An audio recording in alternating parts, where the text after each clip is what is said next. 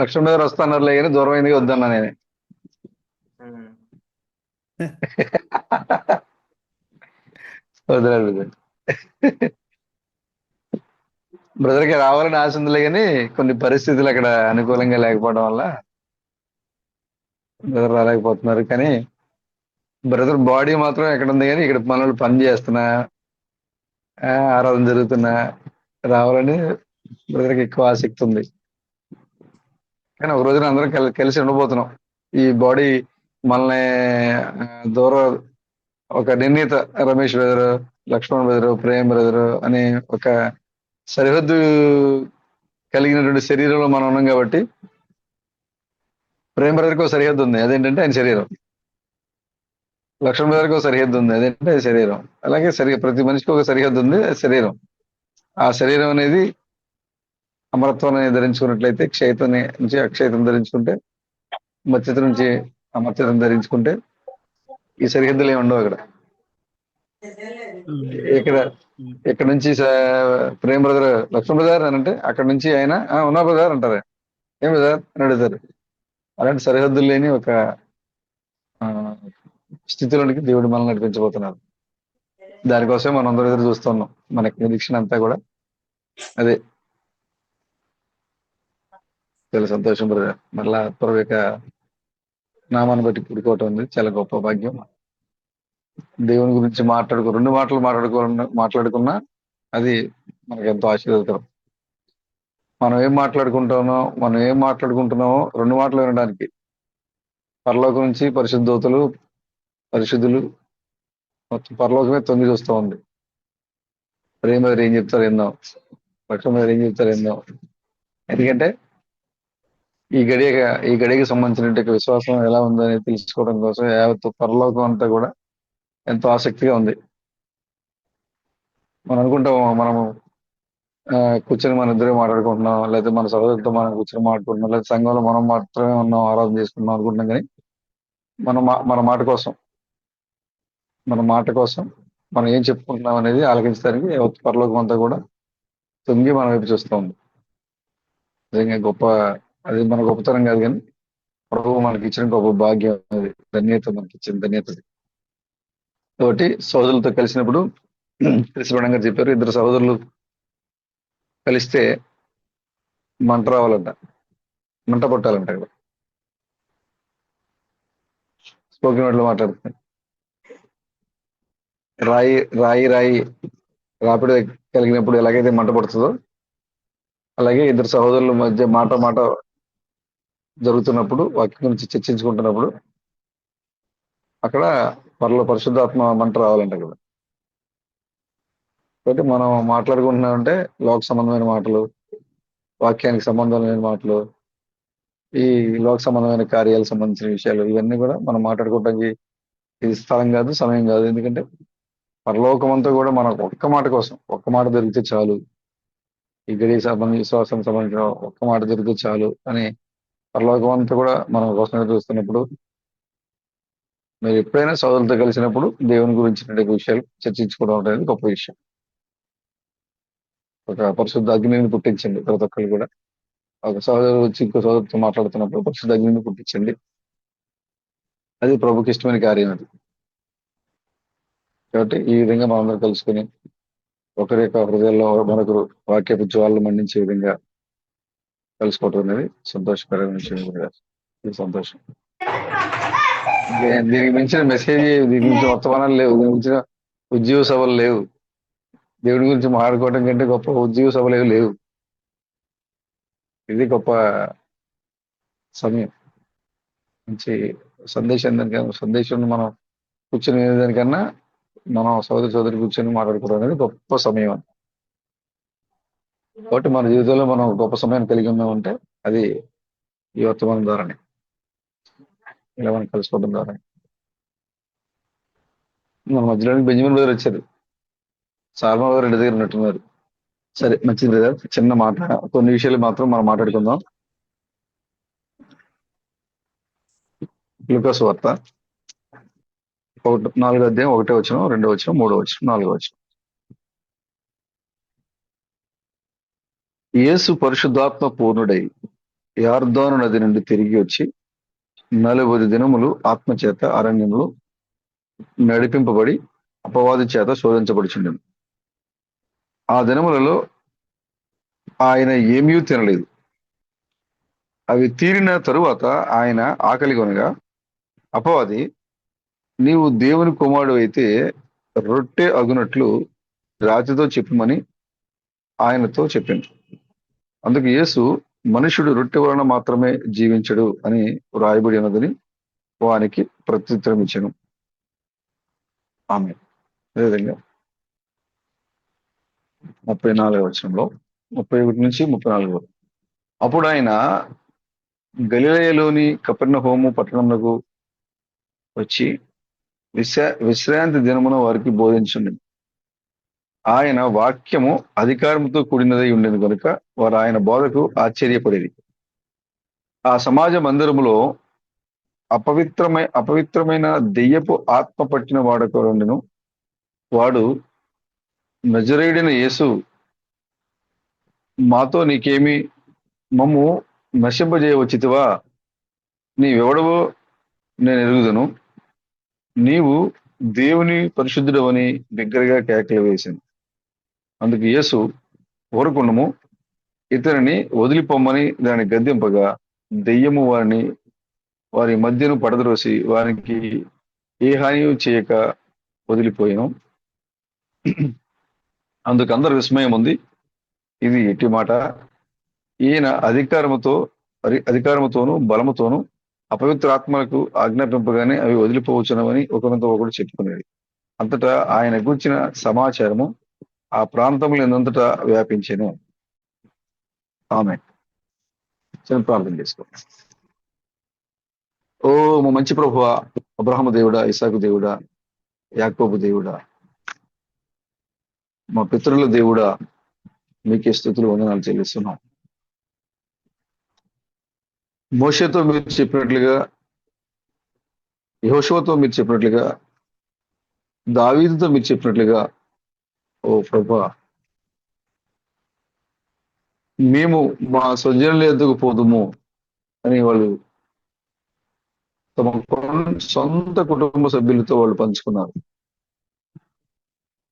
రక్త సంబంధికులు అక్కడే ఉన్నారు, భార్యలు అక్కడే ఉన్నారు, బిడ్డలు అక్కడే ఉన్నారు, బంధువులు అక్కడే ఉన్నారు.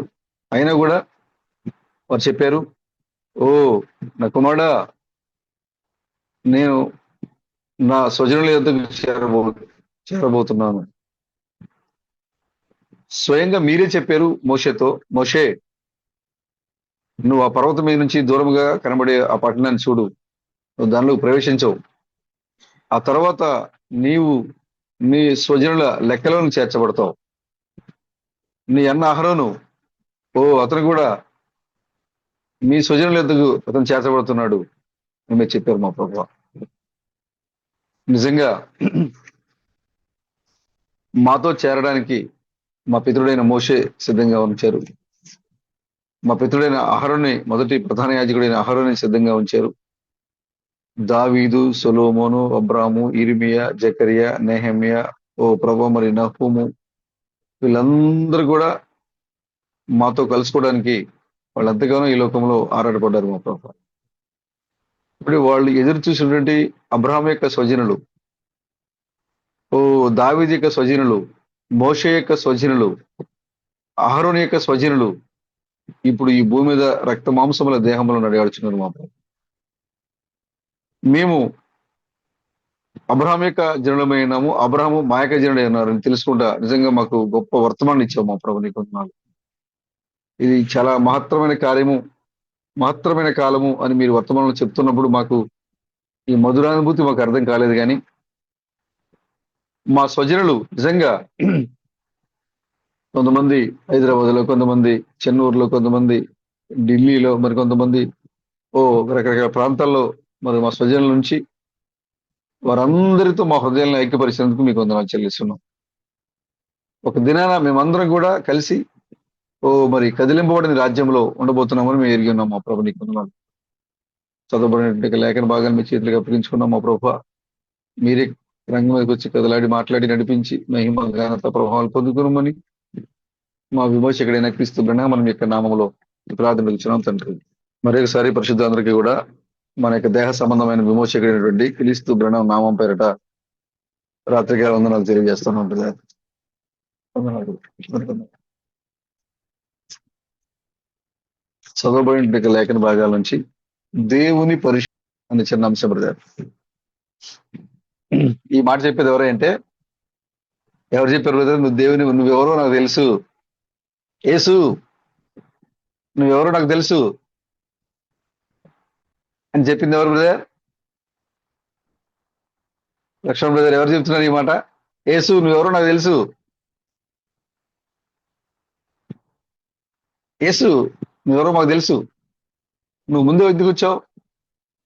మమ్మల్ని నశింప చేయడానికి వచ్చావా? నువ్వెవరో మాకు తెలుసు. నీవు దేవుని పరిశుద్ధుడివి. ఈ మాట చెప్పేది ఎవరంటే దెయ్యాలు, అపవిత్రాత్మలు. దేవుడు ఎవరి కోసమైతే వచ్చి ప్రాణం పెట్టాలని, ఎవరి పాపాలైతే తీసివేయాలని, ఎవరినైతే తన రక్తంతో కడిగి వాళ్ళు పరిశుద్ధులని పిలవాలని దేవుడు ఈ లోకానికి దిగి వచ్చి తన ప్రాణం పెట్టడానికి సిద్ధంగా ఉంటే, వాళ్ళేమో ఆయన్ని అపవిత్రుడా, దెయ్యాలకు అధిపతి, అక్రమ సంబంధి, అబద్ధ బోధకుడా అని పిలుస్తున్నారు. దెయ్యాలు నువ్వెవరో మాకు తెలుసు. నువ్వెవరో అంటే దేవుని పరిశుద్ధుడివి అని పిలుస్తున్నారు. అంటే దేవుడు ఈ లోకానికి వచ్చి వర్తమానం అందిస్తూ ఉంటే ఆ కాల ప్రజలు ఆ వాక్యాన్ని తెలుసుకోవడానికి బదులుగా ఆ వాక్యాన్ని తిరస్కరిస్తా ఉన్నారు.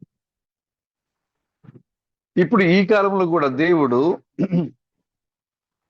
రక్త మాంసాల దేహంలో దిగి వచ్చి అమెరికా వీధుల్లో తిరిగి వర్తమానం అందిస్తే అనేక మంది ఆ వర్తమానం తిరస్కరించారు. ఇప్పటికి ఇంకా తిరస్కరిస్తూనే ఉన్నారు. కనీసం ప్రవక్త కూడా ఆయన కాడు, ఆయన అబద్ధ బోధకుడు, జనాల యొక్క హృదయాల్ని ఆయన చదివాడు, ఇంత తప్ప హృదయరహస్యం చెప్పలేదు. అంటే చదవడం ఏంటంటే వాళ్ళు ఆయన ఏదో ఊహగా ఏదో చెప్తా ఉంటే కొన్ని తగిలినాయి కాబట్టి ఈయన పలానా అని చెప్పాడు అని ఆయన మీద నిందమోపారు. అదేవిధంగా క్రిస్తామస్ వచ్చినప్పుడు కూడా ఎవరి కోసమైతే ఆయన ముద్దలు పగలగొడతాకు వచ్చారు, ఎవరి కోసమైతే కొత్త నామం గురించి చెప్పడానికి వచ్చారు, ఆ ప్రజలు ఆయన ఎవరో గుర్తెరగలేదు. కానీ ఆయన ఈ లోకంలో సంచరించేటప్పుడు సొంత ప్రజలు ఆయన తిరస్కరించారు. కానీ దెయ్యాలు మాత్రం నువ్వెవరో తెలుసా? మాకు తెలుసు, నువ్వు దేవుని పరిశుద్ధుడు. అంటే ఎవరు? యేసుక్రీస్తు ఎవరు? దెయ్యం ఏం చెప్తుంది? పరిశుద్ధత, దేవుని యొక్క పరిశుద్ధత రక్త మాంసాలతో యేసుక్రీస్తు దేహంగా రూపొందించబడి ఈ లోకంలో నడియాడింది. దేవుని యొక్క పరిశుద్ధత క్రీస్తు బిడ్డ రూపంలో ఈ లోకంలో నడియాడింది. దేవుని యొక్క పరిశుద్ధత క్రీస్తామస్ యొక్క రూపంలో ఈ లోకంలో సంచరించింది. ఇప్పుడు ఈ కాలంలో దేవుని యొక్క పరిశుద్ధత ఇప్పుడు 700 మంది పెళ్లి కుమార్తెల యొక్క రూపంలో ఈ భూమి సంచరిస్తా ఉంది. ఇప్పుడు మీరందరూ కూడా దేవుని పరిశుద్ధులుగా ఉన్నారు. దేవుని పరిశుద్ధులుగా ఉన్నారు మీరందరూ కూడా. మీరు ఈ లోకంలో సంచరిస్తూ ఉన్నప్పుడు ఉరుముల యొక్క రహస్యాన్ని, ముద్దుల యొక్క రహస్యాన్ని, 7వ ముద్ర యొక్క రహస్యాన్ని ఈ లోకానికి బహిరంగంగా మనం చెప్తూ ఉంటే ఈ లోక ప్రజలు మనందరి మీద నింద మోపుతున్నారు. కానీ ఎవరైతే అపవిత్రాత్మ కలిగిన వారు ఉన్నారో, ఎక్కడైతే దెయ్యాలు ఉన్నాయో వాటికి తెలుసు ఈ కాలంలో వాక్యం ఎక్కడ నడుస్తుందో. నీకు తెలియకపోవచ్చు, కానీ దురాత్మలకు తెలుసు వాక్యం, దెయ్యాలకు తెలుసు వాక్యం. అందుకోసమే దేవుడు ఒక్కడే అని దెయ్యాలు కూడా నమ్ముతున్నాయి అంటారు పౌలు గారు. అంటే దెయ్యాలు నమ్మే విశ్వాసం కూడా ఈ మనుషులకి తెలియట్లేదు. ఎంత దౌర్భాగ్యమైన పరిస్థితి చూడండి. దెయ్యాలు నమ్మే మాట కూడా నమ్మలేకపోతున్నారు. దేవుడు ముగ్గురు ఈ మధ్యన సోషల్ మీడియాలో ఇదొక ఆ ఇదైపోయింది. ఒక మనిషి ముగ్గురు దేవుళ్ళు, ముగ్గురు వేరు వేరు, తండ్రి ఉన్నాడు, కుమారుడు ఉన్నాడు, పరిశుధాత్మ ఉన్నాడు, ముగ్గురు వేరు వేరు. ఈ తీరు కొత్తగా మొదలైంది, ఇప్పుడు దాకా లేదు అది. ముగ్గురు దేవుళ్ళు అని చెప్తున్నారు కానీ దాని గురించి అంత వాదనలు లేవు. కానీ ఇప్పుడు ఒక అతను లేచి ముగ్గురు దేవుళ్ళు ఉన్నారు, ముగ్గురు వేరు వేరు దేవుళ్ళు అని వాదించడం మొదలు పెట్టాడు. దానికి చాలా మంది మద్దతు, చాలా మంది వ్యతిరేకత, దాని మీద చాలా డిబేట్లు. కానీ దెయ్యానికి తెలిసింది బ్రదర్ దేవుడు ఒక్కడే అని. దెయ్యానికి తెలిసింది బ్రదర్ దేవుని యొక్క పరిశుద్ధత రక్త మాంసాలతో ఈ లోకంలో సంచరిస్తుందనే సంగతి మనుషులు చూడలేదు, కానీ దెయ్యాలు చూసినాయి.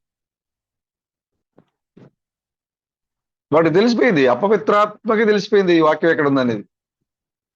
కానీ మేము విశ్వాసులు, మేము పరిశుద్ధులు, మేము దేవుని బిడ్డలు, దేవుని కుమారులు అని చెప్పేటువంటి సంఘానికి దేవుడు ఎక్కడ ఉన్నాడో, ఎంతమంది దేవుళ్ళు ఉన్నాడో తెలియట్లేదు. అందుకోసమే దేవుని యొక్క తీర్పు ఈ లోకం మీద అతి భయంకరమైన తీర్పు పడబోతుంది. దానికి సంబంధించి అనేక సూచనలు మనం చూస్తూ ఉన్నాం. చూడండి, ఇథియోపియాలో మొన్న అనుకుంటా ఒక అగ్నిపర్వతం పేలింది. దాని ఎఫెక్ట్ ఢిల్లీ వరకు వచ్చింది. ఢిల్లీలో అన్ని పేపర్లో, టీవీ ఛానల్స్ పెట్టినారు. అక్కడ మేఘాల గురించి రాసుకుని వచ్చారు. పొగ మేఘాల, మబ్బు మేఘాల, ఇదో పెట్టారు టైటిల్. ఆకాశంలో బూడిద మేఘాలు అని పెట్టారు టైటిల్. ఇథియోపియాలో జరిగింది. ఆఫ్రికాలోని ఒక భాగంలో అగ్నిపర్వతం బద్దలైంది.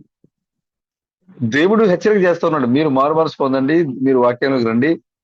మీరు వాక్యంలోకి రాకపోతే మీ కొరకు భూమి యొక్క అడుగు భాగములో భద్రము చేయబడినటువంటి అగ్ని బయటికి రాబోతుంది అని ఒక సూచన దేవుడు ఆల్రెడీ చూపిస్తూనే ఉన్నాడు, హెచ్చరిక చేస్తూనే ఉన్నారు. కానీ ఆ విషయం ఈ లోకానికి అర్థం కావట్లేదు.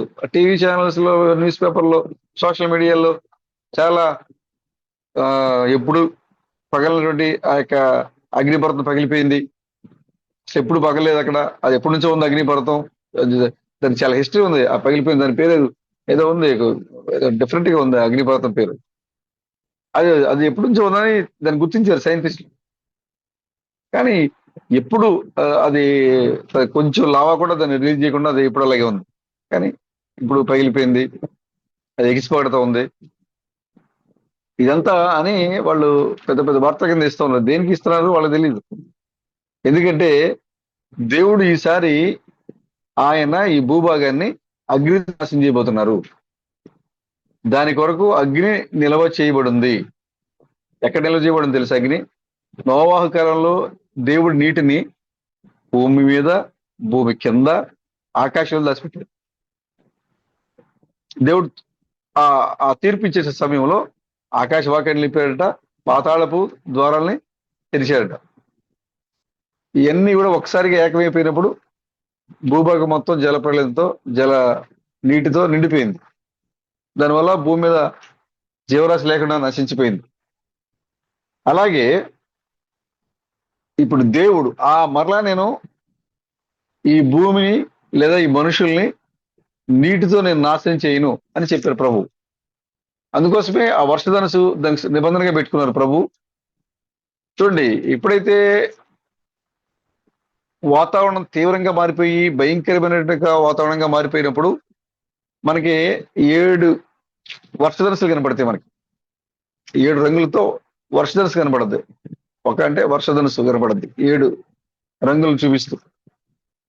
ఎందుకు ఆ వర్షధనసు కనపడద్దంటే, ప్రభు నేను వర్షం వస్తుంది కానీ భూమిని నాశనం చేసే వర్షాన్ని నేను పంపించను, మనుషుల్ని నాశనం చేసే నీటిని నేను పంపించిన భూమి మీదకి.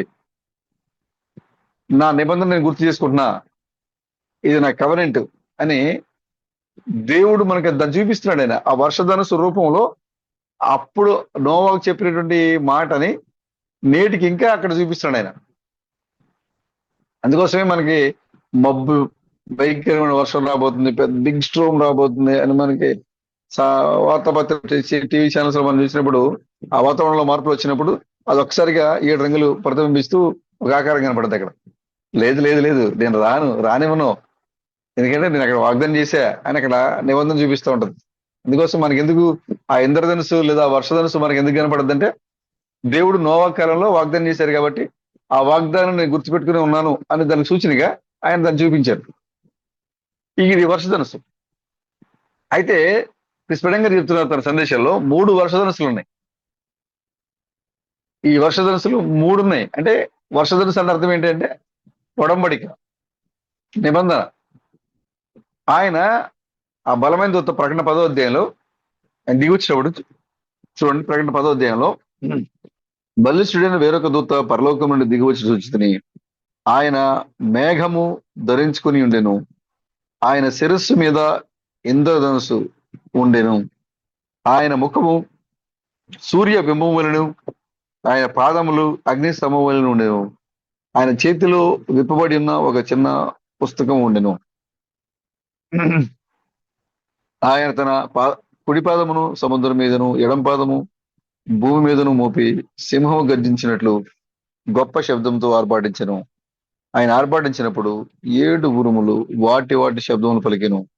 ఆ 7 ఉరుములు పలికినప్పుడు నేను రాయబోచుండగా 7 ఉరుములు పలికిన సంగతులకు ముద్ర వేయము, వాటిని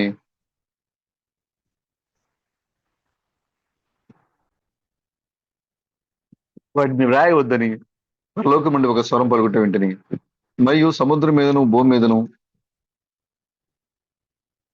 నిలిచి ఉండగా నేను చూచిన ఆ దూత తన కుడి చెయ్యి ఆకాశము తట్టు ఎత్తి పరలోకమును అందులో ఉన్నవి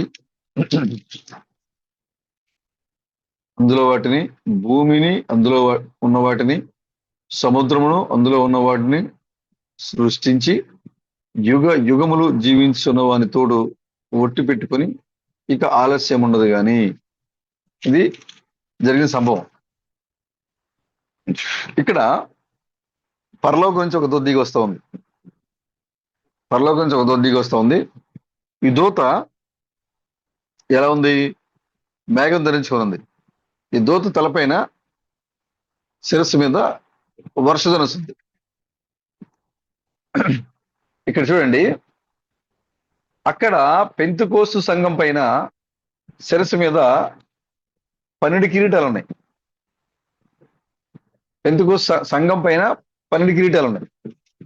ఇక్కడ ఈ బలమైన దూత దిగి వచ్చేటప్పుడు ఈ బలమైన దూత యొక్క శిరస్సు పైన వర్షధనుసు ఉంది, రెయిన్బో ఉంది. రెయిన్బో అంటే అర్థం ఏంటంటే ఆయనే చెప్పారు, కృష్ణ గారు చెప్పారు, అది బలమైన దూత, దేవుడు. ఆ వర్షధనుసు అంటే ఎవరంటే దేవుడు. అంతేకాకుండా ఆ మేఘం దేనికి సూచనగా ఉందంటే ఒడంబడిక, ఒక నిబంధనకి సూచనగా ఉంది. ఈ వచ్చేటువంటి ఈ బలమైన దూత ఒక నిబంధనతో ఆయన 7 రంగులను ప్రతిబింబిస్తూ ఈ లోకానికి దిగి వచ్చారండి. 7 రంగులు ప్రతిబింబిస్తూ ఉంది. రాత్రి నేను ఒక విషయాన్ని మన బ్రదర్తో పంచుకున్నాం. 7 రంగుల గురించి ఎలా ఉందంటే,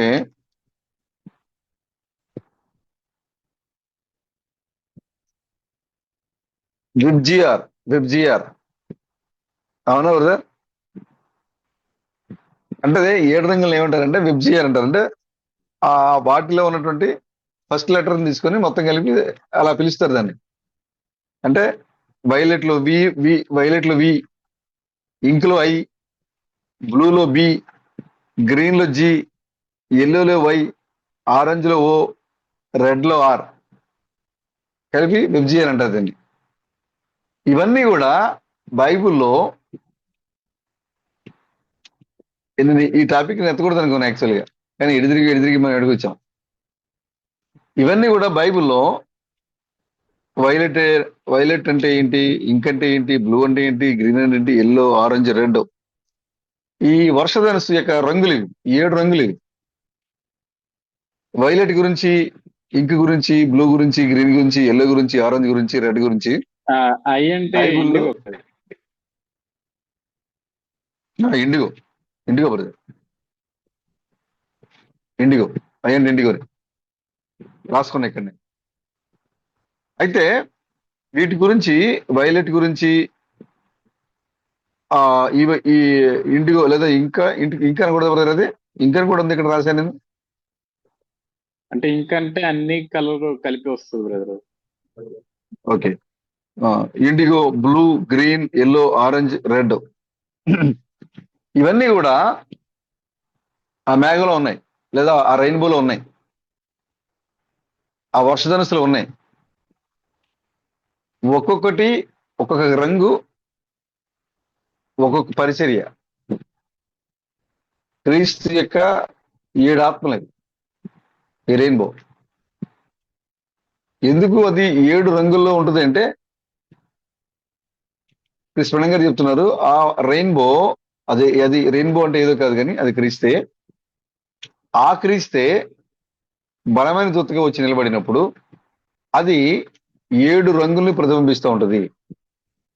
సంఘాని దగ్గరికి ఆయన వచ్చినప్పుడు 7 ఆత్మలతో సంఘంలోకి వస్తా ఉన్నారు ఆయన. ముద్రలు విప్పినప్పుడు 7 ఆత్మలతో ఆయన ముద్రలు విప్పారు. సంఘకాలు బోధించినప్పుడు 7 ఆత్మలతో ఆయన సంఘాన్ని బోధించారు ఆయన.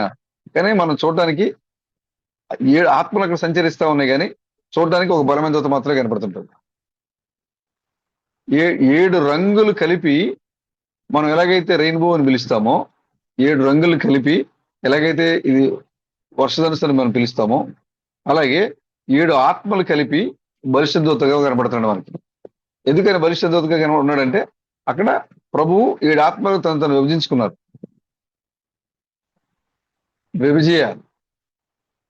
ఎందుకు? ప్రభువు తన్ను తాను 7 ఆత్మలుగా విభజించుకొని ఈ లోకానికి వచ్చారు ఆయన. 3 వర్షధనుసులు వచ్చినాయి. ఇంకో మెసేజ్లు చెప్తారు 4వ వర్షధనుసు కూడా ఉంది. 3 అంటే యేసుక్రీస్తుగా, క్రీస్తు బృండముగా, క్రీస్తు థామస్గా, బలమైన దూతగా దేవుడు 3 మేఘాల్లో లేదా 3 వర్షధనుసు రూపంలో ఈ లోకానికి దిగి వచ్చారు. 3 నిబంధనలు ఇచ్చారు దేవుడి లోకానికి. ఆయన మొదటిసారి వచ్చినప్పుడు ఈ సంఘానికి ఒక నిబంధన ఇచ్చారు, సంఘం ఆయన తిరస్కరించింది. రెండోసారి నిబంధన ఇచ్చారు, ఒడంబడికను ఇచ్చారు, సంఘం తిరస్కరించింది. మూడోసారి ఆయన ఒక నిబంధన ఇచ్చారు, సంఘం తిరస్కరించింది. అందుకోసమే ఈ 3 వర్షధనుసులు ఈ చివరికాల సమయంలో నిజమైన పెళ్లి కుమార్తె యొక్క శిరస్సు పైన 3 కలిపి, ఈ 3 సందేశాలు, యేసుక్రీస్తు యొక్క సందేశము, క్రీస్తు బృండం యొక్క సందేశము, క్రీస్తు థామస్ యొక్క సందేశము, 3 కలిపి ఇప్పుడు పెళ్లి కుమార్తె యొక్క శిరస్సు పైన ఉండడం వల్ల పెళ్లి కుమార్తె ఈ లోకానికి సర్వశక్తివంతురాలుగా మారిపోయింది. క్రీస్తు థామస్ గా ఓపెన్ బైబిల్ చెప్పినట్లుగా ఈ పెళ్లి కుమార్తె ఎలా మారిపోయిందంటే బలమైన సంఘంగా మారిపోయిందంట. పాదాలు పాతాళంలో ఉన్నాయంట, శిరస్సేమో ఆకాశంలో ఉందంట. ఈ సంఘం యొక్క పాదాలు పాతాళంలో ఉన్నాయి, శిరస్సేమో ఆకాశంలో ఉంది. సాతాను భూమి మీద ఉండి సంఘం యొక్క పాదాలు చూడడానికి తొంగి చూడాల్సి వస్తుందంట. సంఘం యొక్క శిరస్సును చూడడానికి తల వెంట పైకెత్తి చూడాల్సి వస్తుందంట. అంత సర్వశక్తివంతురాలుగా సంఘం మారిపోయింది. కారణం ఏంటి అంటే దేవుడు 3 సార్లు వచ్చినటువంటి నిబంధన, ఒడంబడిక ఏదైతే ఉందో ఆ యొక్క నిబంధన ద్వారా పెళ్లి కుమార్తెను రూపొందించి, అందుకోసం 3 అపొస్తల కార్య గ్రంథం రాయబడుతుందని కూడా చెప్పింది అదే. స్పోకింగ్ వర్డ్ కృష్ణ గారు కూడా మొదటి ద్రాక్షవల్లి ఎలాంటి ఫలాలు తీసుకొచ్చిందో అలాగే 2 తీసుకొచ్చింది, 3 తీసుకొచ్చింది. ఇక వచ్చే ప్రతిది కూడా అలాంటి ఫలాలని, అలాంటి అపొస్తల కార్యాలను తీసుకొస్తా ఉంటుందని చెప్తున్నారు అక్కడ. 1, 2, 3 చెప్పిన తర్వాత అంటే అపొస్తల కార్యాలంటే ఏం జరిగింది అక్కడ? అపొస్తలు ఏం చేశారు? అపొస్తలు ప్రభువుని ఆరాధించారు, అపొస్తలు ప్రభుతో ఉన్నారు, అపొస్తలు ప్రభువుని ముఖాముఖిగా దర్శించారు. అపొస్తలు దేవునితో ఉండి, దేవునితో కలిసి దేవుణ్ణి ఆరాధించి, ఆ దేవుడు ఎవరో కాదు, ఆ దేవుడు మన మధ్యలోకి వచ్చారు, ఆయనే ఈ శరీరంలో ఉన్నారు అని చూపించిన పరిచర్య వాళ్ళది. అంటే ఒక మానవుణ్ణి ఈ లోకానికి పరిచయం చేసిన పరిచర్య ఎవరిది అంటే అపోస్తులు. అపోస్తులుల కార్యములు, స్వస్థతలు కాదు. ఆ టైటిల్ ఎందుకు పెట్టారంటే అపోస్తులుల కార్యములు అనే టైటిల్ ఎందుకు పెట్టారంటే స్వస్థత గురించి కాదు, అద్భుతాల గురించి కాదు. వాళ్ళు ఒక మనిషిని క్రీస్తుగా ఈ లోకానికి ప్రకటించారు. ఒక మానవుడే క్రీస్తుని ప్రకటించారు. అపోస్తులు చేసిన కార్యం ఏంటంటే ఒక మానవుడే దేవుడే ఉన్నాడని ప్రకటించారు. అలాగే మరలా 2000 సంవత్సరాల తర్వాత మరలా దేవుడు మానవుడిగా దిగి వస్తే ఈ లోకం తిరస్కరించింది. కానీ ఒకే ఒక అపోస్తులుడు, బలమైన అపోస్తులుడు, బలమైన దూత ఈ లోకానికి మెస్సేని పరిచయం చేశారు. ఇప్పుడు ఆయన ఇదిగో ఈ మానవుడే క్రీస్తై ఉన్నారు అని చెప్పడం అనేది ఆధునిక కాలపు యొక్క అపోస్తుల కార్యం. అది అంటే రెండవ అపోస్తుల కార్యములు. అది ఇప్పుడు మిగిలినటువంటి 6 దూతలు అంటే చూడ్డానికి వీళ్ళు విడివిడిగా కనబడుతున్నారు, కానీ వీళ్ళు ఎవరంటే బలమైన దూత యొక్క అధికారాన్ని, బలమైన దూత యొక్క అభిషేకాన్ని, బలమైన దూత యొక్క ఆత్మ పొందినటువంటి వ్యక్తులు వీళ్ళు. మనం చూడడానికి వేరుగానే కనబడుతున్నారు ఈ 6 వ్యక్తులు, కానీ ఈ 6 కూడా బలమైన దూత యొక్క ఆత్మే ఇది. దేవుడు, ఒకే దేవుడు 7 ఆత్మలకు తను తాను విభజించుకున్నారు. 7 కలర్స్ లోకి విభాగించుకున్నారు ఆయన. ఈ విభాగించుకున్న వైలెట్ అంటే దానికి ఒక మీనింగ్ ఉంది, ఇండిగో అంటే ఒక మీనింగ్ ఉంది, బ్లూ అంటే ఒక మీనింగ్ ఉంది, గ్రీన్ అంటే ఒక మీనింగ్ ఉంది, ఎల్లో అంటే ఒక అర్థం ఉంది, ఆరెంజ్ అంటే ఒక అర్థం ఉంది, రెడ్ అంటే కూడా దానికి కూడా బైబిల్లో ఒక అర్థం ఉంది. అంటే 7 ఆత్మలు ఈ భూమి మీదకి వచ్చినప్పుడు ఈ పరిచర్య చేసినాయి. ఈ పరిచర్య 3 వర్షధనుసులుగా ఏ విధంగా కనబడింది. ఈ వైలెట్ కలర్ వచ్చి ఈ ఈ యొక్క పరిచర్ని ప్రతిబింబిస్తూ ఉంది. అది సంఘంలో ఎలా జరిగింది, ఆ యొక్క ప్రభు యొక్క ఆత్మ వైలెట్ గా పరిచర్యగా ఎలాగా మన సంఘంలో కనబడింది, రెడ్ గా, ఎల్లోగా, ఇండిగోగా, బ్లూగా, ఇంకా ఆరెంజ్ గా, ఇవన్నీ ఎలా కనబడి అనేది బైబిల్లో మనం చూస్తే చాలా క్లియర్ గా ఆ పరిచర్యలు మనకు కనబడుతూ ఉన్నాయి. కానీ నేటి కాలం వరకు కూడా మనకి ఏమర్థమైందంటే వర్షధనుసు అంటే ఏదో ఒక రంగులతో వచ్చి వెళ్ళిపోతూ ఉంది, అదేదో మనకి వర్షం వచ్చే ముందు కనబడుతూ ఉంది అని ఈ ప్రపంచం అంతా అనుకుంటూ ఉంది. కానీ పెండ్లి కుమార్తెకి ఆ 7 రంగుల్లో దేవుడు ఏ విధంగా సంచరించారు, ఆ 7 రంగుల ద్వారా దేవుడు తన సంఘానికి ఏ సందేశం ఇస్తున్నాడు అనేది కేవలము ఈ గడియకి ఎన్నిక చేయబడిన ఒక పెళ్లి కుమార్తె మాత్రమే చూడగలుగుతుంది. మిగిలిన వాళ్ళు చూడలేకపోతున్నారు. ఎందుకంటే ఈ గడియకి సంబంధించి నీవేమై ఉన్నావంటే దేవుని యొక్క పరిశుద్ధులవై ఉన్నావు. నీవు దేవుని యొక్క పరిశుద్ధురాలువై ఉన్నావు. సంఘం అంతా పరిశుద్ధురాలైంది. ఎందుకంటే దేవుడు ఈ సమయంలో సంఘములో ఎలా కదలాడుతున్నారు, దేవుడు సంఘంలో ఎలా పనిచేస్తున్నారు అని చూడగలిగేది కేవలము ఆ కాలంలో ఎవరైతే ఎన్నిక చేయబడినటువంటి ప్రజలు ఉన్నారో, అపోస్తుల కాలంలో అపోస్తుల వలె, సంఘకాలంలోని సంఘ వర్తమానికులు, సంఘాల ప్రజల వలె ఈ కాలంలో కూడా, ఈ మరొక ఎఫెసులో కూడా మరొక ఎఫెసు కాల వర్తమానికుడు మరియు ఆ కాల సంఘము ఎలాగైతే వారి కళ్ళ ఎదుట వాక్యం మరి కదలాడుతుంటే గుర్తించగలుగుతున్నారో, ఇప్పుడు వారు రాసేటువంటి, వాళ్ళు ప్రకటించేటువంటి ఈ కార్యాలే 3వ అపోస్తల కార్యాలు. ఇప్పుడు మనం రాసేదే 3వ అపోస్తల కార్యాలు. మొదటిది పూర్తయింది, రెండోది పూర్తయింది, మూడోది రాస్తున్నాం. మూడో అపోస్తల కార్య గ్రంథం రాయబడుతుంది. ఇప్పుడు 3వ వర్షధనుసు, రెయిన్బో, 3వ కవనెంట్. అంటే ఇప్పుడు దేవుడు 3వ వ్యక్తిగా లేదా 3వ వర్షధనుసుగా సంఘంలో ఆయన కదలాడుతున్నాడు. ఈ వర్షధనుసు ఇప్పుడు ఎక్కడుందంటే ప్రభు బలమైన దూతగా దిగి వచ్చినప్పుడు ఆయన శిరస్సు పైన ఉంది. కానీ ప్రభు ఇప్పుడు పెళ్లి కుమార్తె రూపంలో ఉన్నారు కాబట్టి పెళ్లి కుమార్తె తలపైన ఈ వర్షధనుసు ఉంది. అంటే సంఘములో దేవుడు నివాసమైండి 7 ఆత్మలు సంఘములు ఇప్పుడు సంచరిస్తూ ఉన్నాయి. 7 ఆత్మలు ఇప్పుడు సంఘంలో సంచరిస్తూ ఉన్నాయి. బైబిల్లో దాయబడినటువంటి ప్రతి మర్మాన్ని దేవుడు ఈ 7 ఆత్మల ద్వారా సంఘానికి వాక్యాన్ని బోధిస్తున్నాడు ఆయన. ఇప్పుడు ఆ యొక్క 3 వర్షధనుసులు నీ తలపైన ఉన్న సోదరుడు. ఇప్పుడు నీ ముఖం ఎలా ఉందంటే సూర్య బింబము వలె, నీ ముఖము సూర్య బింబము వలె ప్రకాశిస్తోంది. ఇప్పుడు బలమైన దూత ముద్రల పుస్తకాన్ని పట్టుకొని, మూయబడిన పుస్తకాన్ని తెరవబడి తెరిచిన పుస్తకాన్ని పట్టుకొని ఈ భూమి మీదకి వచ్చి ఒక పాదం భూమి మీద మరొక పాదం సముద్రం మీద మోపినప్పుడు ఆయన ఎలాంటి ఆ బలమైన వాడిగా లేదా ఎలాంటి మహిమ గల వాడిగా బైబిల్లో రాయబడిందో, ఇప్పుడు ఆ మహిమ, ఆ తేజస్సు ఇప్పుడు ఎక్కడ ఉన్నాయంటే సంఘంలో ఉంది. ఇప్పుడు ఆ బలమైన దూత ఎక్కడ ఉన్నాయంటే ఇప్పుడు సంఘంలో ఉన్నాడు. ఇప్పుడు ఆ వర్షధనుసు ఎక్కడ ఉందంటే ఇప్పుడు సంఘంలో ఉంది. ఇప్పుడు ఆ దేవుని యొక్క ఏడాత్మలు ఎక్కడ ఉన్నాయంటే ఇప్పుడు సంఘంలో ఉన్నాయి.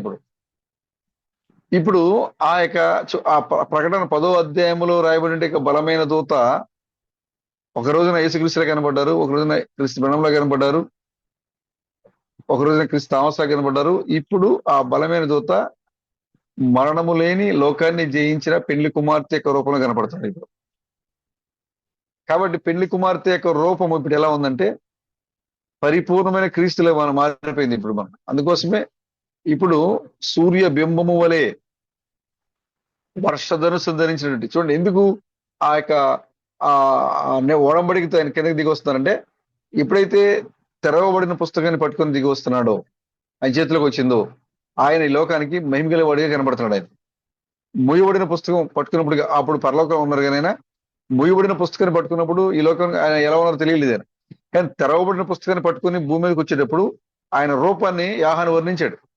ఆయన ముఖము సూర్య బింబం వలెను, ఆయన మాట్లాడుతుంటే సింహం గర్జించినట్లుగా ఉన్నాయి. ఆయన స్వరంలోంచి 7 ఉరుములు వినపడతా ఉన్నాయి. యోహానుకి అర్థం కాలేదు కానీ రాయబోతున్నాడు, కానీ వాటిని నిషేధించాలని యోహానుకి పిలుపు వచ్చింది. ఇవంతా కూడా ఒక వర్ణనతో యోహాను రాశారు. అంటే ఇప్పుడు ఈ ప్రకటన 10వ అధ్యాయము, ఈ ప్రకటన 10వ అధ్యాయంలో ఎప్పుడైతే బలమైన దూత తెరవబడిన పుస్తకంతో భూమి మీదకి వచ్చిందో, ఆ యొక్క మహిమ ఈ భూమి మీద కనబడుతుంది. ఇప్పుడు ప్రకటన 5వ అధ్యాయములో మూయబడినటువంటి ముద్రలు ప్రకటన 10వ అధ్యాయంలో తెరవబడినటువంటి పుస్తకంగా ఎలాగైతే కనబడిందో, ఎలాగైతే ఆయన చేతిలో ఉందో, ఇప్పుడు ఆ పుస్తకము ఇప్పుడు ఎక్కడున్నాయంటే నీలో ఉంది. ఇప్పుడు అక్కడ సింహాసనములో ఆయన చేతిలో ఉంది, ఇక్కడ విప్పబడిన పుస్తకము ఈయన చేతిలో ఉంది. అక్కడ ఆయనే సింహమే వధించబడిన గొర్రె పిల్లగా కనబడ్డారు. అక్కడ సింహాసనం మీద కూర్చున్నప్పుడు ఈ పుస్తకం చేతిలో ఉంది. ఆయన సింహాసనాన్ని దిగి తన రూపాన్ని మార్చుకుని యూదా గోత్రపు సింహంగా ఉన్న ఆయన వధించబడిన గొర్రె పిల్లగా తన రూపాన్ని మార్చుకుని ఆ పుస్తకాన్ని, మూయబడిన పుస్తకాన్ని తెరిచి పట్టుకుని కిందకు వచ్చాడు. మూయబడిన పుస్తకము, తెరవబడిన పుస్తకము ఇప్పుడు ఎక్కడున్నాయంటే సంఘంలో ఉంది. ఇప్పుడు ఎందుకంటే ఎక్కడుంది బ్రదర్? బైబిల్లో ఉంది కదా బ్రదర్, రాయబడి. యోహాను అదో చెప్పింది కదా. చూడండి, అదే 10వ అధ్యాయము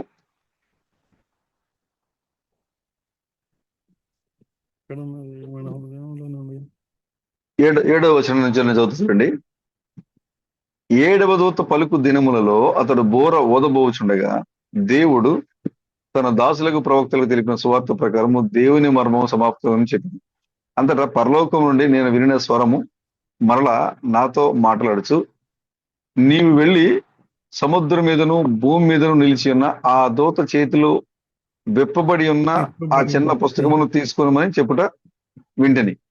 నేను ఆ దూత యొద్దకు వెళ్ళి ఆ చిన్న పుస్తకము నాకిమ్మని అడుగగా ఆయన దాన్ని తీసుకుని తినివేయము, అది నీ కడుపునకు చేదగను, కానీ నీ నోటికి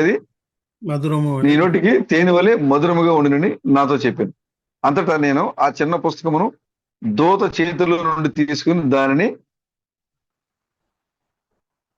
తినివేసి తిని, అది నా నోటికి తేనె వలె మధురముగా ఉండును, కానీ నేను దాన్ని తినిన తరువాత నా కడుపు చేదాయను. ఇప్పుడు ఎక్కడుంది ఈ పుస్తకం బ్రదర్?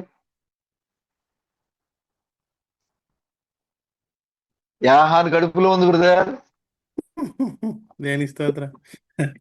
ఈ ఈ ప్రకటన 5వ అధ్యాయంలో మూయబడిన పుస్తకము, 10వ అధ్యాయంలో తెరవబడిన పుస్తకము ఇప్పుడు ఎవరైనా చూడాలంటే అది ఎక్కడ చూడాలి? ఇప్పుడు యాహాని గడుపులో ఉంది అది. ఇప్పుడు 7 ఉరుముల యొక్క రహస్యము, 7 ముద్రల యొక్క రహస్యము, ఆ యూదా గోత్రపు సింహము పగలగొట్టబడిన ముద్రల్ని ఈ లోకం తెలుసుకోవాలంటే ఇప్పుడు పెళ్లి కుమార్తెగా ఉన్న నీ లోపల ముద్రల పుస్తకం ఉంది. ఇప్పుడు నువ్వు చెప్పాలి ఇప్పుడు ఈ లోకానికి. దేవునికి స్తోత్రం. నీ ద్వారానే ఈ లోకానికి ఆ మర్మం బయట రావాలి. ఇప్పుడు నువ్వు ఈ లోకానికి సర్వశక్తిమంతురాలుగా ఉన్నావు. ఇప్పుడు నువ్వు ఎలా ఉన్నావంటే నీ ముఖం ఈ లోకానికి ఇప్పుడు ఎలా కనపడుతుంది అంటే, ఎందుకంటే చేతిలో పట్టుకున్న ఆయన వ్యక్తి యొక్క ముఖము సూర్యబింబం వలె ఉంది. కానీ ఇప్పుడు ఆ పుస్తకాన్ని నువ్వు తినేసావు. ఆ పుస్తకమే నీ లోపలికి వచ్చింది. ఇప్పుడు నువ్వు ఎలా ఉండాలి చూడండి. అందుకోసమే సియోను యొక్క నీతి సూర్యకాంతి వల్ల కనబడే వరకు సియోను పక్షాన్ని నేను మౌనంగా ఉండను అని ప్రభు ఆ రోజున ఈ లోకానికి చెప్పారైనా.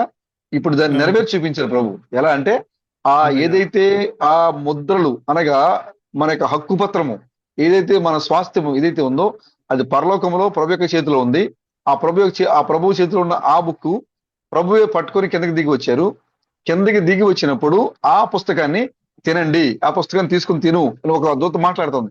ఏ దూత అంటే మొదట నాతో మాట్లాడిన ఆ స్వరమే. నాకే దూత నాతో మాట్లాడుతుందో ఆ స్వరమే మరలా నాతో మాట్లాడితే ఏమిటంటే, భూమి మీద సముద్రం మీద నిలబడి ఉన్నటువంటి ఆ దూత చేతిలో ఉన్న పుస్తకం తీసుకొని తినివేయము అని చెప్తుంది. ఇప్పుడు అదే స్వరము, అదే బలమైన దూత యొక్క స్వరము ఇప్పుడు సంఘములో ఉండి మరలా గర్జిస్తుంది.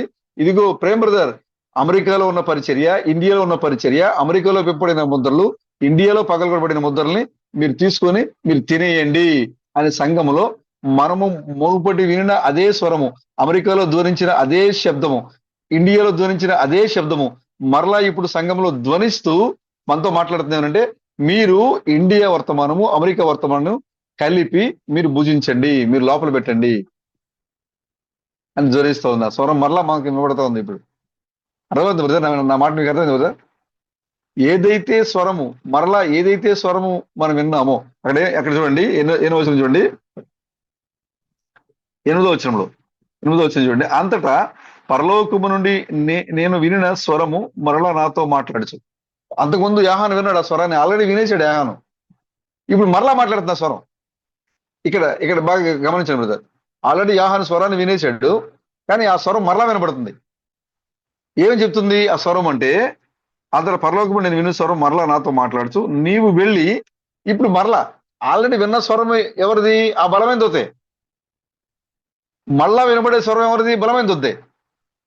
ఎదురుగా నిలబడింది ఎవరు? సముద్రం మీద భూమి మీద అడిగేసి నిలబడింది ఎవరు? బలమైన దూతే. ఇక్కడ మాట్లాడింది బలమైన దూతే, మరలా మాట్లాడేది బలమైన దూతే, ఎదురుగా నిలబడింది కూడా బలమైన దూతే. ఇప్పుడు ఆ దూత ఏం చెప్తుందంటే, ఇప్పుడు మీ వెళ్ళి భూమి మీద సముద్రం మీద పాదం మోపి నిలబడిన ఆ దూత చేతిలో ఉన్న ఆ పుస్తకాన్ని, ఆ చిన్న పుస్తకాన్ని మీరు తినండి. ఏ షార్ట్ అండ్ క్విక్ మెసేజ్ ని మీరు తీసుకోండి. ఆ నీ కోసం పగలగొట్టబడిన ఆ ముద్రల్ని మీరు తీసుకోండి, మీరు తినండి అని ఆ దూత మరలా మాట్లాడుతున్నాడు సంఘంలో.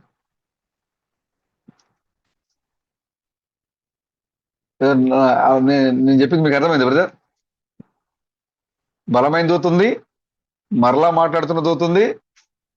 అదా బలమైన దూత వచ్చి పుస్తకం పట్టుకుని నిలబడింది. ఇక్కడ మరలా మాట్లాడిన స్వరం ఏదైతే ఉందో ఆ స్వరం మరలా ఏం చెప్తుందంటే, ఇదిగో అక్కడ నిలబడిన దూత దగ్గరికి వెళ్ళండి చెప్తుంది వచ్చి. ఈ రాత్రి ఆ పరిశుద్ధాత్మ మనకి ఇంకా సంఘంలో ఉండి ఆ స్వరాన్ని మరలా మనకి అమెరికాలోకి వచ్చిన స్వరం మరలా ధ్వనిస్తుంది, ఇండియాలోకి వచ్చిన స్వరం మరలా ధ్వనిస్తుంది. ఏంటంటే, మీరు ఆ కుడి పాదము సముద్రం మీద, ఎడం పాదము భూమి మీద మోపి సింహం వలె ఏర్పడించిన ఆ బలమైన దూత చేతిలో ఉన్న వర్తమానం తీసుకొని తినేయండి. లక్ష్మణ్ బ్రదర్ తినండి, ప్రేమ్ బ్రదర్ మీరు తినండి. ఇది మీరు తినడానికి నోటికి మధురంగా ఉంటుంది, కానీ తిన్న తర్వాత కొద్దిగా చేదుగా ఉంటుంది అని ఆ దూత మాట్లాడుతున్నప్పుడు ఎవరైతే యాహాను వలె ఆ పుస్తకాన్ని తీసుకొని తింటున్నారో, ఇప్పుడు ఈ విమోచన గ్రంథము వారి యొక్క లోపల దాయబడుతుంది, వారి హృదయాల్లో ఉంచబడుతుంది, వారి యొక్క ఆ లోపల కడుపులో ఆ యొక్క పుస్తకం ఉంచబడుతుంది. కాబట్టి ఇప్పుడు ఎవరైతే ఈ లోకానికి ముద్రల పుస్తకం మాకు తెలియాలి, ముద్రలు అంటే మాకు అర్థం కావాలి అని ఎవరైతే అనుకుంటున్నారో, ఆ ముద్రల గురించి ఈ లోకానికి తెలియాలంటే ఇప్పుడు ఆ ముద్రలు ఎక్కడ ఉన్నాయంటే ఎవరైతే ఆ వర్తమానాన్ని లోపలికి స్వీకరించారో వాళ్ళ దగ్గర ఈ ముద్రలు ఉన్నాయి. ఇప్పుడు ఈ ఆహారం ఇవ్వాలి ఇప్పుడు ఈ లోకానికి ముద్రలు కావాలంటే బలమైన దగ్గర చేతులు లేవు. ఇప్పుడు అది భూమి మీద సముద్రం మీద సింహమలి ఆర్పడించిన మన చేతిలో ఆ ముద్రల పుస్తకం లేదు. ఇప్పుడు పరలోకంలో ఆ సింహాసనం మీద కూర్చుని ఆయన కుడి చేతిలో ముద్రల పుస్తకం లేదు. ఇప్పుడు ఆ ముద్రల పుస్తకం ఎక్కడ ఉన్నాయంటే నీ చేతిలో. ఇప్పుడు విమోచన స్వాస్థ్యము, విమోచన హక్కుపత్రం, అధికారం ఇప్పుడు ఎక్కడ ఉందంటే నీ చేతిలో ఉంది. ఇప్పుడు నువ్వెవరు అంటే దేవుని యొక్క పరిశుద్ధులై ఉన్నావు. ఇప్పుడు ఈ కాలానికి దేవుని పరిశుద్ధులు మనం. ఇప్పుడు దేవుని యొక్క పరిశుద్ధత స్త్రీ పురుషుల యొక్క రూపంలో ఈ భూమి మీద నడియాడుతుంది. దేవుని యొక్క ప్రేమ కట్టగా కట్టబడి 700 మంది యేసులుగా మలచబడి ఈ భూమి మీద నడియాడుతుంది. అది ఒక్క వ్యక్తి యొక్క చేతిలో ముద్రల పుస్తకం మనం బైబిల్లో మనం చూసాం. కానీ ఇప్పుడు ఆ ముద్రలు, ఆ విప్పబడిన పగలగొట్టబడిన ఆ ముద్రలు ఇప్పుడు 700 మంది చేతిలో ఉన్నాయి. ఇప్పుడు నువ్వెందుకు నీ నీతి సూర్యకాంతి వల్ల ఎందుకు కనపడుతుందంటే నీ చేతిలో విమోచన గ్రంథం ఉంది బ్రదర్. ఇది ఎక్కడి నుంచి వచ్చింది తెలుసా? నేరుగా పరలోకం నుంచి దిగి వచ్చి నీ చేతిలోకి వచ్చి ఇవ్వబడింది. అందుకోసం క్రిస్తామస్ తన సందేశం లాస్ట్ లో ఈ సందేశం ఎక్కడి నుంచి వచ్చిందంటే ఇది పరలోకమే భూలోకానికి ఇచ్చిన సందేశం అని చెప్పారు ఆయన. ఇది పరలోకమే సంఘానికి ఇచ్చిన సందేశం అని చెప్పారు ఆయన. ఇది మనుషుల ద్వారా వచ్చిన వర్తమానం కాదు. ఇది ఏ మానవుని యొక్క ఉద్రేకం నుంచి పుట్టిన ఉజ్జీవం కాదు. ఇది నేరుగా పరలోకము నుంచి దిగి వచ్చిన సందేశం. ఇది ఆకాశము నా పాదపీఠము భూమి,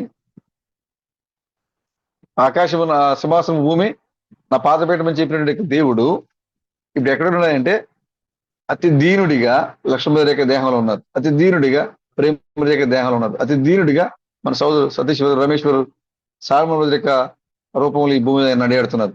అందుకోసమే ఆ దేవాది దేవుడు సామాన్యమైన శరీరం నడియాడుతున్నాడు. కాబట్టి ఇప్పుడు నువ్వు ఎలా ఉన్నావంటే సర్వశక్తిమంతుడిగా ఉన్నావు, దేవుని యొక్క పరిశుద్ధుడిగా ఉన్నావు. నువ్వు ఈ కాలంలో దేవుని ప్రతిబింబించేటువంటి వ్యక్తిగా వాక్యంగా ఇప్పుడు నీ ఉన్నావు. ఈ లోకానికి ముద్రల గురించి చెప్పాలి అన్నా, ఈ లోకానికి దేవుని మర్మం గురించి చెప్పాలన్నా, ఈ లోకానికి దేవుని యొక్క వాక్యం పరిపూర్ణంగా ఇలాగో రాయబడి ఉన్నది అని చెప్పాలన్నా అది చెప్పే అధికారం ఇప్పుడు ఎవరి దగ్గర ఉందంటే నీ దగ్గర ఉంది. ఇప్పుడు పుస్తకం బయట లేదు బ్రదర్, ఎందుకంటే పుస్తకం బయట ఉంది. ఆయన చేతిలో ఉంది, అక్కడ మొయ్యబడి, ఏం చేతిలో ఉంది, ఇక్కడ విప్పబడి. యోధాగోత్రం సింహం చేతిలో మూయబడి ఉంది, వధించబడినట్లు నిన్ను గొర్రెపిల్ల చేతిలో విప్పబడింది. కానీ ఇప్పుడు ఆ ముద్రలు, ఆ పుస్తకము ఇప్పుడు నీ లోపల ఉంది. అందుకోసమే మనం ఇప్పుడు ఎలా ఉన్నామంటే సూర్య కాంతిని పోలి మనం ఉన్నాం. ఇప్పుడు మన తలపైన వర్షధనుసు ఉంది. ఇప్పుడు బలమైనటువంటి సంఘముగా, బలమైన వ్యక్తిగా మనం నిలబడుతున్నాం. ఎలా అంటే కింద పాతాళం నుంచి ఆకాశం వరకు ఒక్కసారిగా సాతాను చూసి జడుచుకున్నాడంట. ఏంటి ఇంతలోనే ఇంత మనిషి ఈ రూపం ఎక్కడి నుంచి వచ్చింది? ఒంగోని చూసేటువంటి సంఘాన్ని కిందకి తొంగి చూసి పైకి తలెత్తి చూసి సంఘాన్ని చూసి భయపడి సాతాను నీ ముందే నిలబడతాడంట అని తమస్గా చెప్తున్నాం. కానీ మనం విలువ ఏంటి, మనం దేవుడు మన కోసం ఏది సాధించారు, మన స్థానం ఏంటి, ఇవన్నీ మనం గుర్తిరగకపోవడం వల్ల మనం ఇంకా ఈ లోకంలో ఎందుకు పనికిరాని వారు గాను, భయపడేవారు గాను, పారిపోయేవారు గాను, దేవుని వాక్యం ఉంటే తెలియని వారు గాను కనబడుతున్నాం మనం ఈ లోకానికి. కానీ పరలోకములో ఉన్న పుస్తకము ఇప్పుడు నీలో ఉంది సోదరుడా. ఆ పుస్తకం నీ లోపలికి వచ్చింది కాబట్టి ఇప్పుడు నువ్వేమైపోయావంటే దేవుని పరిశుద్ధుడు, దేవుని పరిశుద్ధుడు. లక్ష్మణ బ్రదర్, దేవుని ఈ కాలంలో దేవుని యొక్క పరిశుద్ధుడు. ఏం బ్రదర్, ఈ కాలంలో దేవుని యొక్క పరిశుద్ధుడు. సహోదరి, ఈ కాలంలో దేవుని యొక్క పరిశుద్ధురాలు.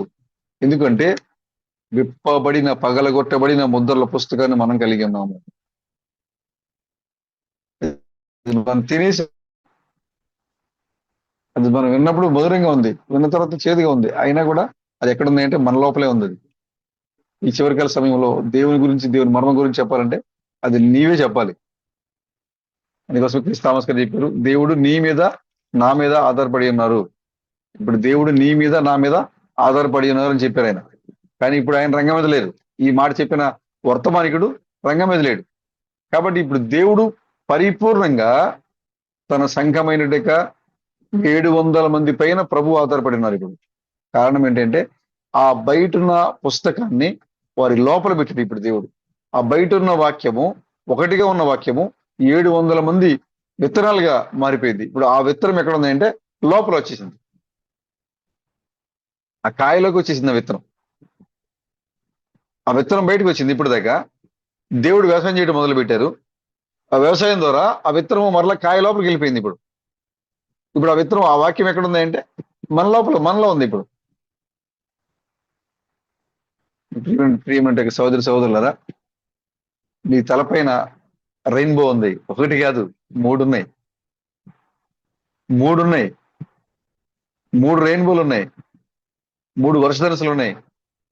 ప్రభు చిత్తమైతే మనం ఈ ఈ వర్షధాని గురించి కేవలం ఈ రెయిన్బో అంటే ఏంటి అనే దాని మీద మనం ఒకరోజు మనం మాట్లాడదాం. ఆ వైలెట్ ఏంటి, ఆ ఇండిగో ఏంటి, బ్లూ ఏంటి, ఎల్లో ఏంటి, ఆరెంజ్ ఏంటి, రెడ్ ఏంటి అనేది, 7 రంగుల యొక్క ఆ విశిష్టత ఏంటి, ఎందుకు దేవుడు ఆ వర్షధనుసులో ఎందుకు ఈ 7 రంగుల్ని దేవుడు ఎంచుకున్నాడు అనే దాని మీద ప్రభు చిత్తమైతే మనం ఒకసారి మాట్లాడదాం. ఎందుకు ఆ వైలెట్ ఎందుకు ఆ విధంగా ప్రతిబింబించింది, ఎందుకు రెడ్ ఆ విధంగా కనబడతా ఉంది బైబిల్లో.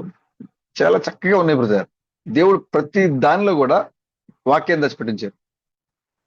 నువ్వు చూడగలిగితే బైబిల్ ఉన్న ప్రతి దానిలో కూడా వాక్యం ఉంది. సృష్టిలో ఉన్న ప్రతి దాంట్లో కూడా వాక్యమే ఉంది.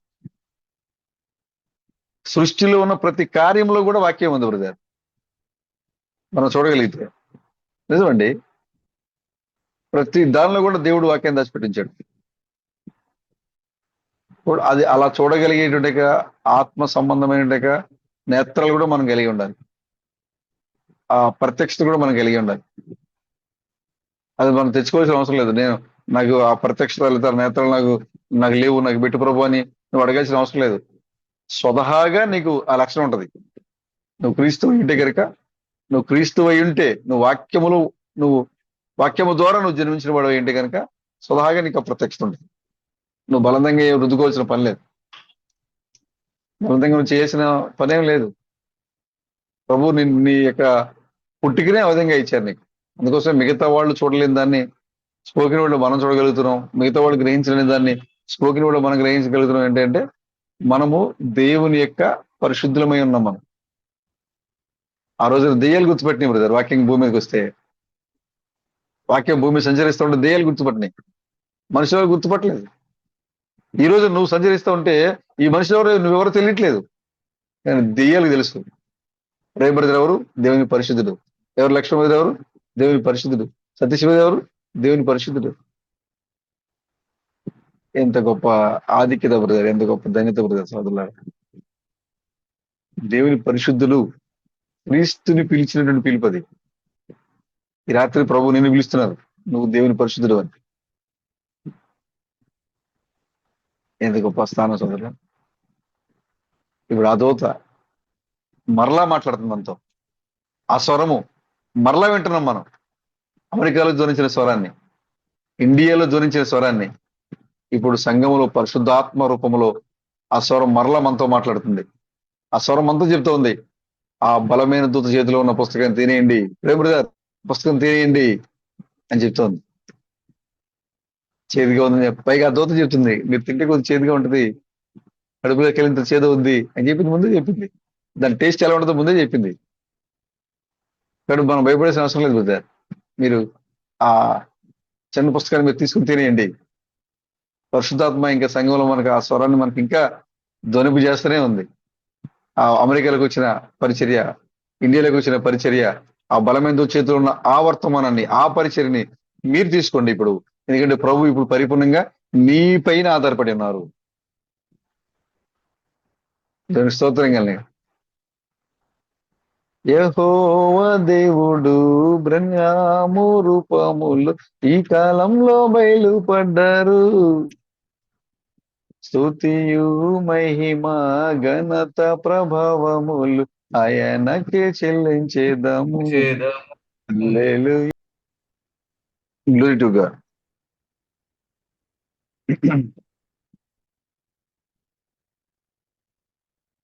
ప్రభువుని గుర్తించకుండా ప్రభు ఎక్కడ ఇప్పుడు కదలాడుతున్నారో సంఘము దాన్ని తెలుసుకోకుండా సాతాను సంఘం యొక్క మనోనేత్రాల్ని సంఘాన్ని చూడకుండా గుడ్డిగా మార్చడానికి వాడు ఎంతగానో ప్రయత్నం చేస్తా ఉన్నాడు. కానీ ప్రభు చెప్పారు ఈ సంకాలంలో సంఘానికి హెచ్చరించారు ప్రభు. ఈ సంకాలంలో ఇది లవోదిక సంకాలంలో మనం ఉన్నాం. లవోదికలో మరో ఫేస్లో ఉన్నాం మనం. లవోదికలో మరో 7 సంఘకాలాలు ఉన్నాయి. 7 సంఘకాలలో లవోదికలో మరొక లవోదికలో ఉన్నాం మనం. మరొక ఎఫెసు, మరొక లవోదికీయ. అసలైన లవోదికీయ మెయిన్ 7వ సంకాలం ఉంది. 7వ సంఘకాలంలో మరొక సంకాలం వచ్చింది, మరొక ఎఫెసు. ఈ మరొక ఎఫెసు నుంచి సంఘం ఎక్కడికి వెళ్ళిందంటే మరొక లవోదికీయకి వెళ్ళిపోయింది. ఇప్పుడు ఈ లవోదికీయకి ఈ మరొక లవోదికీయకి ప్రభు చెప్తున్నారు గుడ్డిగా మారిపోయిన ఈ యొక్క లవోదికీయకి. అంటే సాతాను ఏదైతే సంఘానికి అంధత్వం కలుగజేసిందో, మనోనేత్రానికి గుడ్డితనం కలుగజేసిందో, వారి యొక్క కన్నులు తెరవబడినట్లుగా, వాక్యాన్ని వాళ్ళు చూడగలిగినట్లుగా ఈ లవోదిక కాలంలో ప్రభు చెప్తున్నారు నీ కన్నులకు కాటుగా కొనమని నేను బుద్ధి చెప్పుచున్నాను. అక్కడ ఆ లవోదిక సంఘకాలానికి దేవుడు హెచ్చరిక చేశారు. నువ్వు నీ దృష్టి మాంద్యము తొలగిపోయినట్లుగా, తేటగా నువ్వు చూడగలిగినట్లుగా నీ కన్నులు కాటుకు కొనుక్కోమని నీకు బుద్ధి చెప్పుచున్నానని ఆ లవోదికలు చెప్పినట్టుగానే ఇప్పుడు ఈ చివరికాల సమయంలో ఈ మరొక లవోదికీయలో అంధత్వంగా మొత్తబడినటువంటి ఈ సంఘకాలంలో ఇప్పుడు కాటుక అవసరం. ఇప్పుడు అంటే కాటుక అంటే అర్థం ఏంటి అంటే స్పష్టంగా చూడగలిగేటువంటి స్థితి. నీ కన్నులు కాటుక కొనుక్కోమని చెప్పే ఆ మాటకి అర్థం ఏంటి అంటే నీకు అంధత్వంతో నీ కళ్ళు మూసుకుపోయినాయి కాబట్టి నీ కళ్ళు స్పష్టంగా కనబడాలంటే నీకు కాటుక పెట్టుకోవాలి, అనగా వాక్యాన్ని పెట్టుకోవాలి, నీతిని ధరించుకోవాలి, పరిశుద్ధం ధరించుకోవాలి. నువ్వు ఎప్పుడైతే పరిశుద్ధాత్మ చేత బైబిల్ని చూడగలుగుతావో, నీతి చేత నువ్వు బైబిల్ చూడగలుగుతావో, స్పష్టంగా నువ్వు చూడగలుగుతావు. ఆయన లవోదికతని ఆ మొదటి 7వ సంకాలంలో ఉన్నట్టుగా భూ సంబంధమైన లవోదిక గురించి ప్రభు మాట్లాడుతూ నీ కరులకు కాటుక కొనమని నేను బుద్ధి చెప్పుచున్నాను. ఎందుకంటే నువ్వు గుడ్డితనంతో మొత్తబడి ఉన్నావు. దేవుని యొక్క వాక్యము శరీరధారిగా ఈ లోకంలో సంచరిస్తూ ఉంటే చూడలేకపోతా ఉన్నావు నీవు. కాబట్టి నీ కన్నులు తేటపరచుకోవడానికి, నీ కన్నులు బాగా చూడడానికి యెషయా గ్రంథంలో, ఇర్మీయా గ్రంథంలో ప్రభు చెప్తున్నారు నీ కన్నులకు అంధకారం కమ్మేసింది. ప్రభు అంటారు నీ కన్నులకు అంధకారం కమ్మేసింది, నీ కన్నులు తేటపరుచుకోనమంటాడు. అంటే నీ కన్నులకు చీకటి కమ్ముకో ఉంది, నీ కన్నులు వెలుగుమయంగా ఉండాలంటే కాటుక కొనుక్కోవాలి నీవు. ఇప్పుడు ఈ లోకంలో పరిపూర్ణంగా దేవుని యొక్క వాక్యాన్ని అందించగలిగేది, లేదా సంఘానికి ఏదైతే అంధకారంలో పడిపోయిన సంఘానికి పరిపూర్ణంగా ఇది దేవుని యొక్క సజీవమైన వాక్యము అని చెప్పేటువంటి ఆ నిజమైన కాటుక, నిజమైన వాక్యము, నిజమైన ప్రత్యక్షత, నిజమైన బయలుపాటు, లేదా నిజమైన నీతి యుక్తమైనటువంటి మరి మార్గాన్ని చూపించడానికి దేవుడు నీకు అవకాశాన్ని అందించాడు దేవుడు.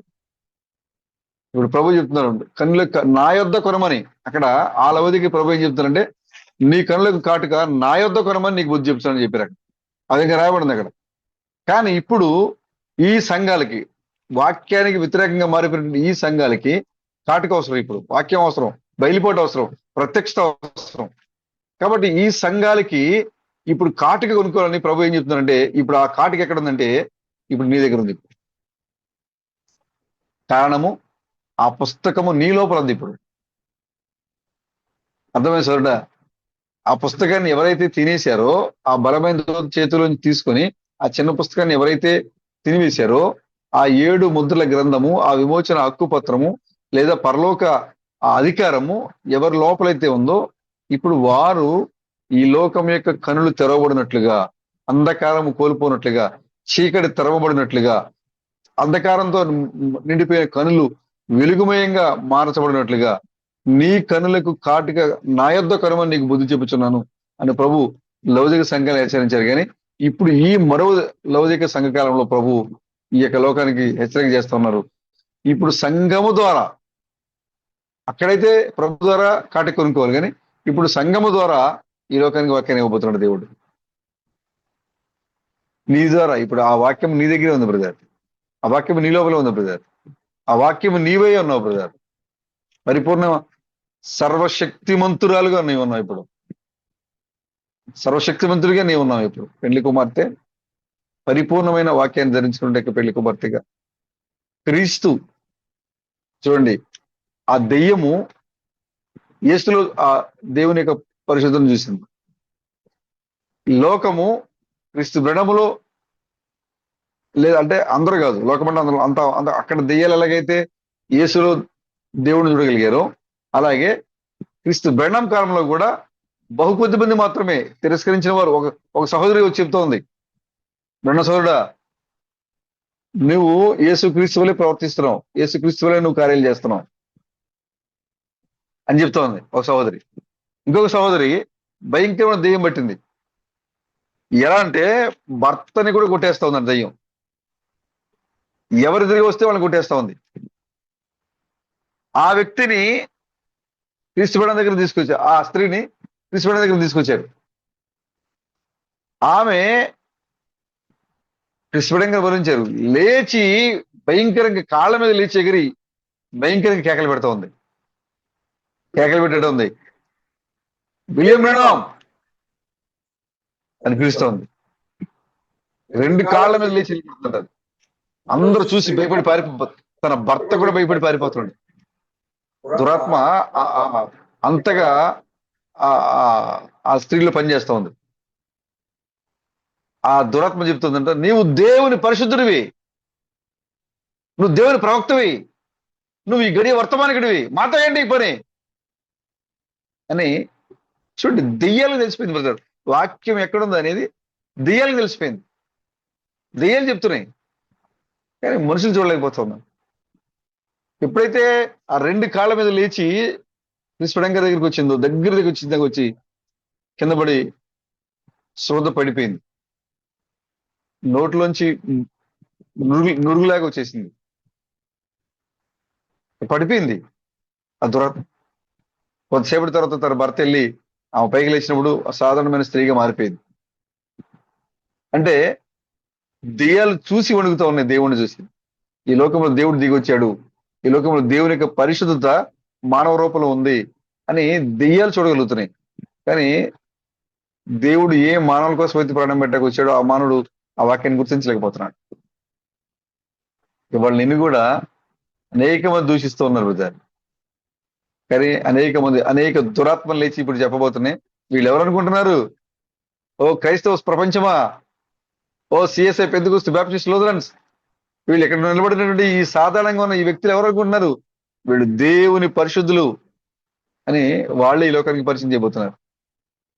వాళ్ళే నీలో ఉన్న దైవత్వాన్ని ఈ లోకానికి చూపించబోతున్నారు. అప్పటి వరకు ఎవరైతే నిన్ను దూషించారో, అవమానించారో, హేళన చేశారో, తిరస్కరించారో వారందరూ కూడా వచ్చి నీ పాదములు ఎదుట సాగిలపడబోతున్నారు బ్రదర్. ఆ హామాను ఎలాగైతే ఇక తనకున్న ఒకే ఒక మార్గము, ఇప్పుడు నేను ప్రాణంతో రక్షించబడాలంటే రాజుకి నా నిజ స్వరూపం తెలిసిపోయింది, నా కుట్ర తెలిసిపోయింది రాజుకి. ఇక రాజు నన్ను ఇక బతకనీయుడు, నన్ను ప్రాణంతో కాపాడగలిగింది ఎస్తేరు మాత్రమే అని ఎరిగి నేరుగా వెళ్ళిపోయి ఎస్తేరు పాదాల దగ్గర పడిపోయాడు. ఈ లోకమంతా కూడా ఇప్పుడు ఇక దానికి ఏడుపు పండ్లు కొరుకుంటే మిగిలిపోయిందని చెప్పి గుర్తించి ఇక ఏమాత్రం కూడా క్షమాపణ లేదని ఎరిగి ఈ ప్రపంచం అంతా కూడా ఇప్పుడు ఎక్కడ రాబోతుందంటే పెళ్లి కుమార్తె యొక్క పాదాల దగ్గరికి రాబోతుంది బ్రదర్. కారణము వాక్యము ఆమెలో నివాసమై ఉంది. సశరీరుడుగా దేవుని యొక్క వాక్యం ఇప్పుడు పెళ్లి కుమార్తెలో పరిపూర్ణంగా నివాసమై ఉంది. కాబట్టి ఇప్పుడు ఈ ప్రపంచం అంతా కూడా వచ్చి ఎక్కడ మోకరించబోతుందంటే నిజమైన పెళ్లి కుమార్తెగా ఉన్న నీ ఎదుట ఈ ప్రపంచం అంతా వచ్చి మోకరించబోతుంది. నీ విలువ నీకు అర్థమైందా బ్రదర్? నువ్వెవరు బ్రదర్? దేవుని పరిశుద్ధుడు బ్రదర్. లేదు బ్రదర్ యేసుక్రీస్తే, అవునండి. లేదు బ్రదర్ క్రిస్ మేడం, అవునండి. లేదండి క్రిస్ థామస్, అవునండి. ఇప్పుడు దేవుని పరిశుద్ధుడు ఎవరంటే నీవే. పగలగొట్టబడిన ముద్దలు ఇప్పుడు ఎక్కడున్నాయి? షెల్ఫ్ లో ఉన్న పుస్తకం కాదు, చేతిలో ఉన్న పుస్తకం కాదు, ఇప్పుడు ఆ పగలగొట్టబడిన పరలోక అధికారము ఇప్పుడు నీ లోపల ఉంది. నీవే ఉన్నావు ఇప్పుడు అధికారం. ప్రభు పూర్తిగా నీ పైన ఆనుకొని ఉన్నాడు. ఇప్పుడు నిజమైన సంఘము, ఇప్పుడు నేను ఏదైతే చేయాలనుకుంటున్నానో, నేను ఏదైతే ఈ లోకంలో సాధిద్దాం అనుకుంటున్నానో అది ఇప్పుడు సంఘం ద్వారా దేవుడు సాధించబోతున్నాడు. ఆయన చూస్తున్నాడు. ఆయన ఆదాం దగ్గర ఎలాగైతే ఆదాము దీనికి ఏం పేరు పెడతాడు అని ఆదాం అనుకున్నప్పుడు, ఆదాం వెళ్ళి ఇది కాకి, ఇది పిచ్చుక, ఇది ఏమి, ఇది ఎలుక అని ఆదాం పేర్లు పెడితే వెళ్తా ఉంటే, ఆదాం వచ్చి దేవుని స్థానంలో ఉన్నాడు, దేవుడు వచ్చి ఆదాం స్థానంలో ఉన్నాడు. ఇప్పుడు ఆదామేమో దేవుడిగా ఉండి సృష్టిలో ఉన్న ప్రతిదానికి పేరు పెడుతున్నాడు. ఆదాం పేరు పెడతా ఉంటే దేవుడు అంటున్నాడు ఆమేన్, ఆమేన్, ఆమేన్ అన్నాడు దేవుడు. ఇప్పుడు పెండ్లి కుమార్తె దేవుని యొక్క స్థానానికి వచ్చింది. ఇప్పుడు పెండ్లి కుమార్తె పరలోక అధికారాన్ని తీసుకొని, పెండ్లి కుమార్తె దేవుని యొక్క తలంపులు ఏదైతే దాగి ఉందో ఆ దేవుని తలంపులు దాగి ఉన్న కార్యాన్ని పెండ్లి కుమార్తె ఈ లోకంలో వెల్లడిపరుస్తున్నప్పుడు, పెండ్లి కుమార్తె ద్వారా ఆ కార్యాలు బయలుపరుస్తున్నప్పుడు దేవుడు నీకు వెలుపలిగా నిలబడి ఆమేన్, ఆమేన్ అని చెప్పబోతున్నాడు. అందుకోసమే అబ్రహాము దేవునికి భోజనం సిద్ధపరిచాడు బ్రదర్. ఇప్పుడు నీవు ఈ లోకానికి వాక్యాన్ని అందిస్తూ ఉంటే ప్రభువు నీకు ఎదురుగా నిలబడి ఆయన నీకు బయటగా, నీకు వెలుపలిగా ఉండి నువ్వు చెప్పిన దానికి, నువ్వు పలికిన దానికి ఇప్పుడు నేను చెప్పినా కూడా ఇలాగే చెప్తాను కాబట్టి ఆమేన్ అనబోతున్నాడు ఆయన. ఇప్పుడు నేను చెప్పినా ఇలాగే చెప్తా. ఇప్పుడు ఈ కాలంలో కనుక నేను శరీరధారిగా వస్తే కనుక ఇప్పుడు ప్రేమ బ్రదర్ ఎలాగే నమ్మారో ఇప్పుడు నేను అలాగే నమ్ముతా. ఇప్పుడు ప్రేమ బ్రదర్ ఏం ప్రకటించారో ఇప్పుడు నేను అలాగే ప్రకటిస్తా. ఇప్పుడు సతీష్ గారు ఏం పాట పాడారో నేను అదే పాట పాడతా. ఇది ఎవరు చెప్తున్నారంటే ప్రభు చెప్తున్నారు. ఇప్పుడు ఇది మనుషులు చెప్పేది కాదు. ఇది ఇప్పుడు మనం పాడే పాట ప్రభు యెహోవా శరీరధారిగా ఈ లోకానికి వస్తే ఆయన ఎలా పాడతారో ఇప్పుడు నువ్వు అలా పాడుతున్నావు. ఇప్పుడు ఆయన ఎలా నడుస్తారో ఇప్పుడు నువ్వు అలా నడుస్తున్నావు. ఆయన ఎలా క్రియ చేస్తారో ఇప్పుడు నువ్వు అలా క్రియ చేస్తున్నావు.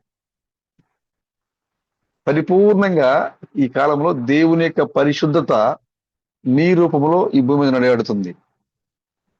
కాబట్టి నువ్వేమై ఉన్నావో ఈ లోకము అతి త్వరలో గుర్తించబోతుంది సోదరుడా.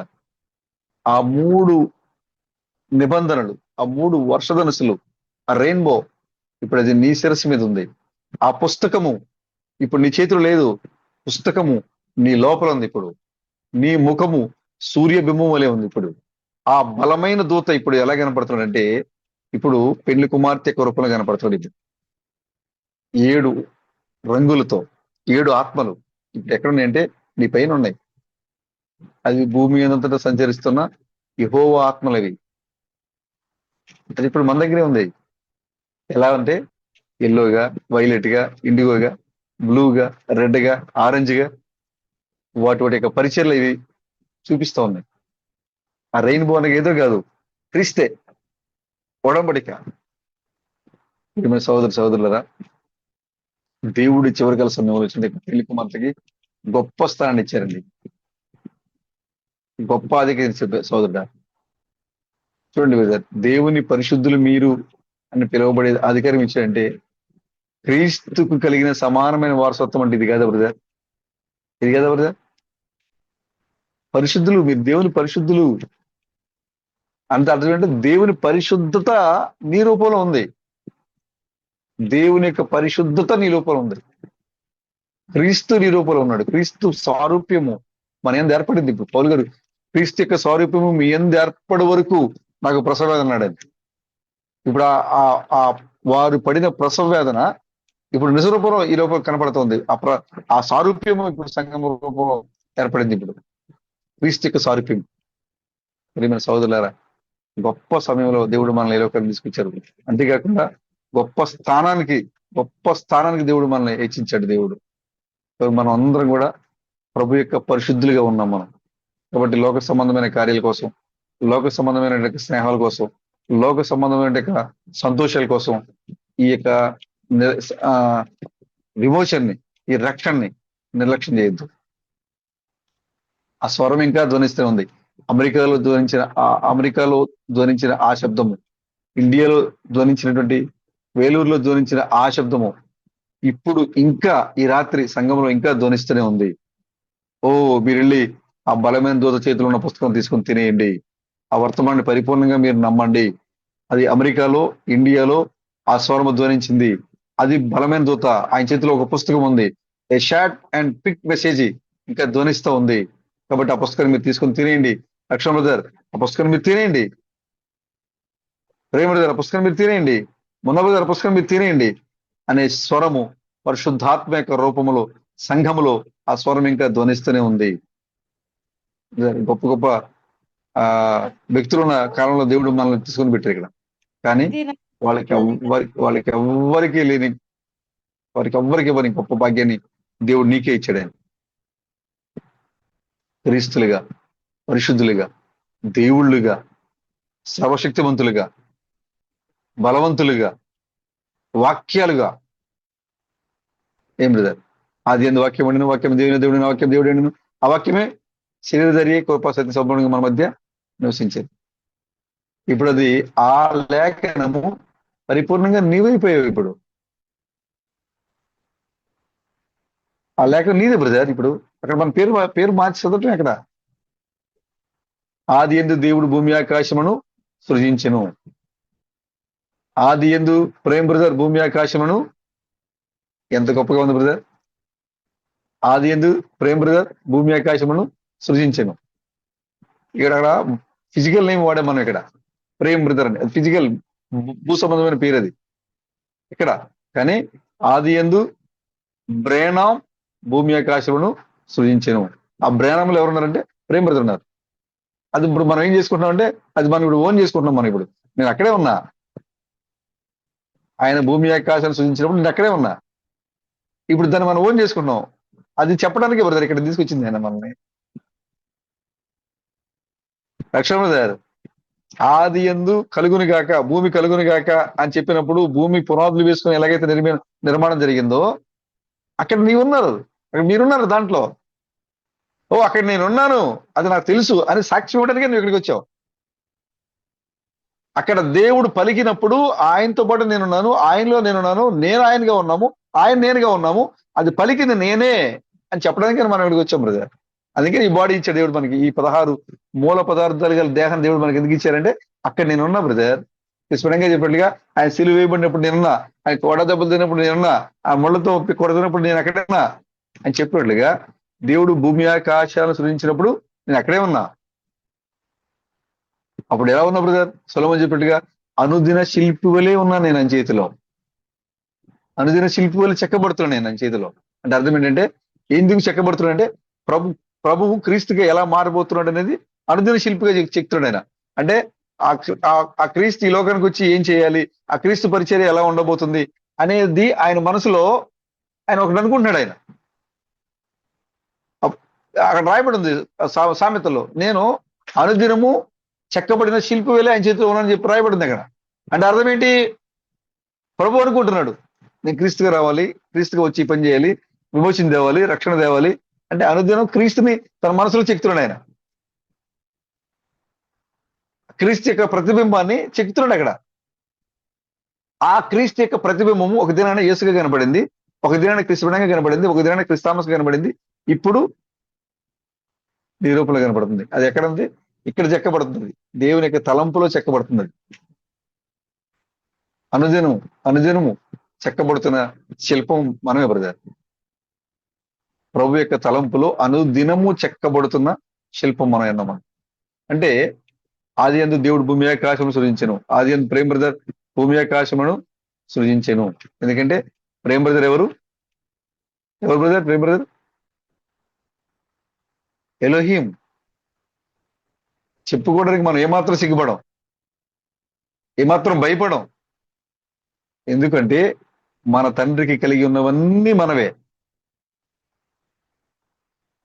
ఇప్పుడు ఆది యందు ఎలోహీంగా ఉన్నటువంటి దేవుడు ఇప్పుడు ఈ చివరి అంత్య దినాల్లో ప్రేమ్ బ్రదర్గా ఉన్నారు, లక్ష్మణ బ్రదర్గా ఉన్నారు, సాలమన్ బ్రదర్గా ఉన్నారు, సతీశ్వరిగా ఉన్నారు.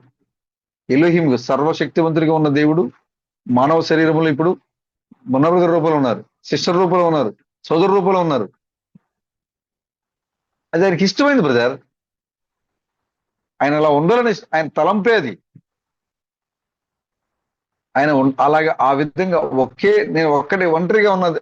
ఆయన నరుడు ఒంటరిగా ఉండలేకపోయాడు. ఆయన ఒంటరిగా ఉండలేకపోయాడు కాబట్టి ఆ పరిశుద్ధత, ఆ నీతి, ఆ సర్వశక్తులు, సర్వంతర్యామి తనను తానుగా అనేక మందిగా విభజించుకున్నాడు. ఆయన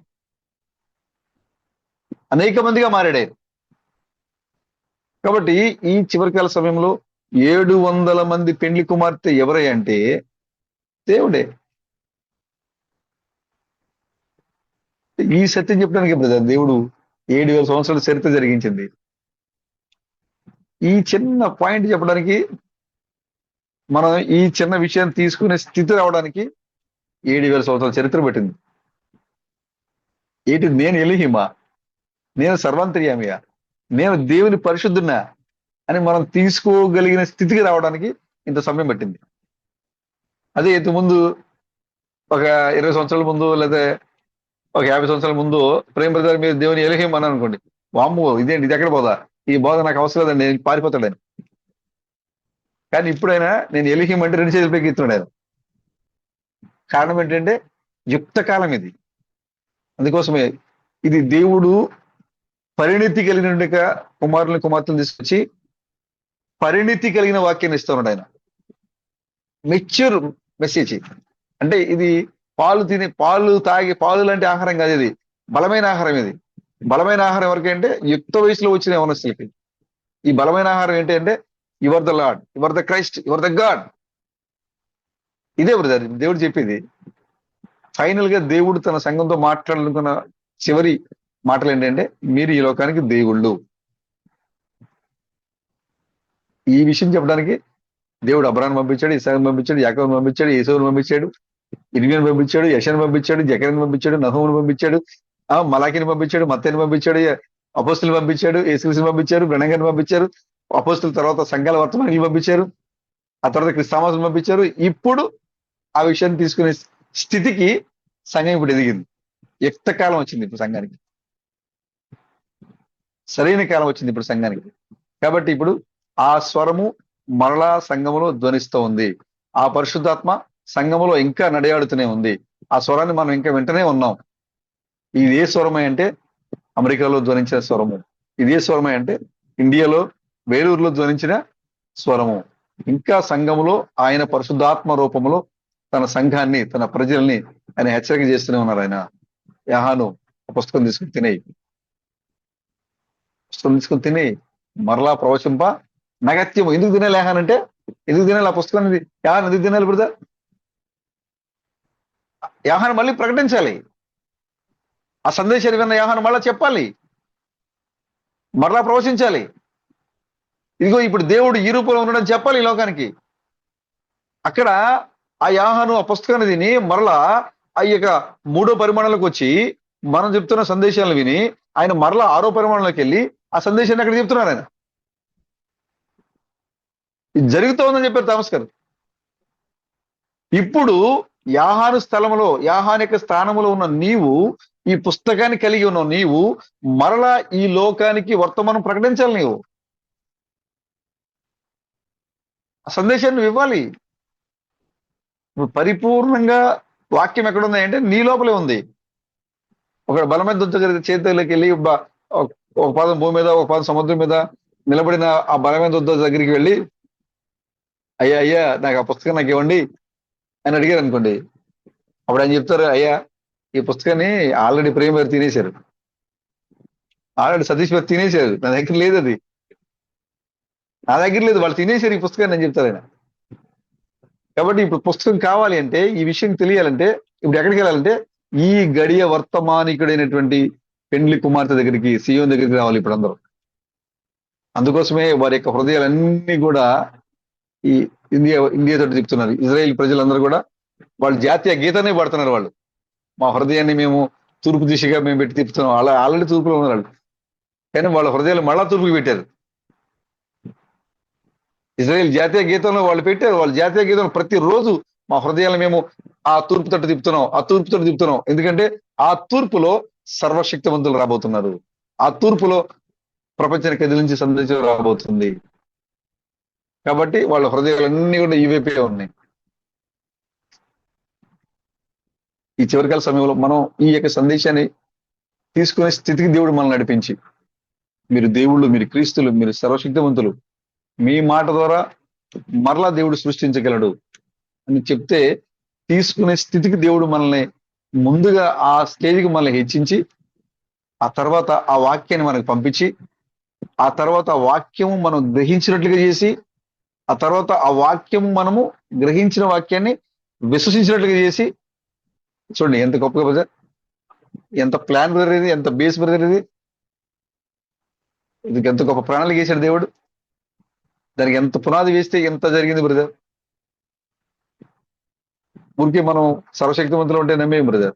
దేవుడు ఎంత ప్లాన్ చేసి ఎంత బేస్ వేసుకుని తీసుకుని వస్తే తప్ప ఈ రోజున సంఘం వచ్చి ఆ కదిలించే అన్షేకబుల్ ఫౌండేషన్ మీద నిలబడి ఉన్నాం. మనం ఇప్పుడు కదిలించబడిన పునాది మీద మనం నిలబడి ఉన్నాం. అంత పునాదిని వేశాడు దేవుడు. ఆదాం మొదలుకొని నేటి కాలం వరకు మనము ఆ పునాది మీద నిలబడటం కోసం ఆయన అన్నిటిని కలిపి అక్కడ ఆ పునాదిని వేసి ఆ పునాది మీద మనల్ని నుంచి పెట్టాడు ఆయన.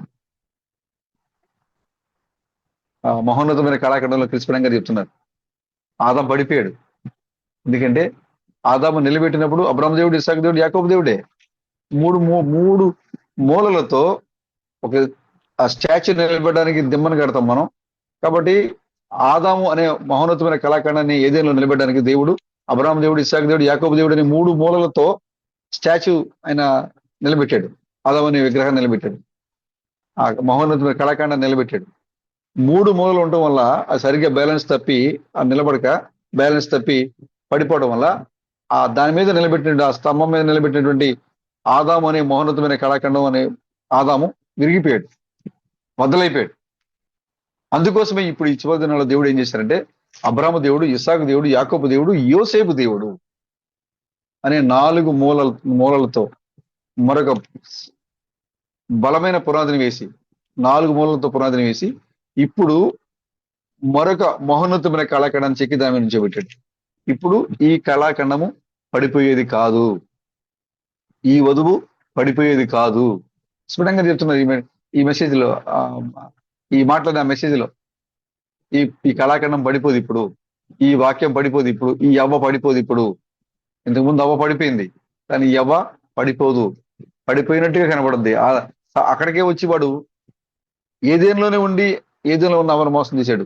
వాడు సంఘంలోనే ఉండి ఈ సంఘంలో ఉన్న అవను మోసం చేయడానికి వాడు ప్రయత్నం చేస్తాడు, కానీ ఈ అవ్వ పడిపోదు అని చెప్పారు.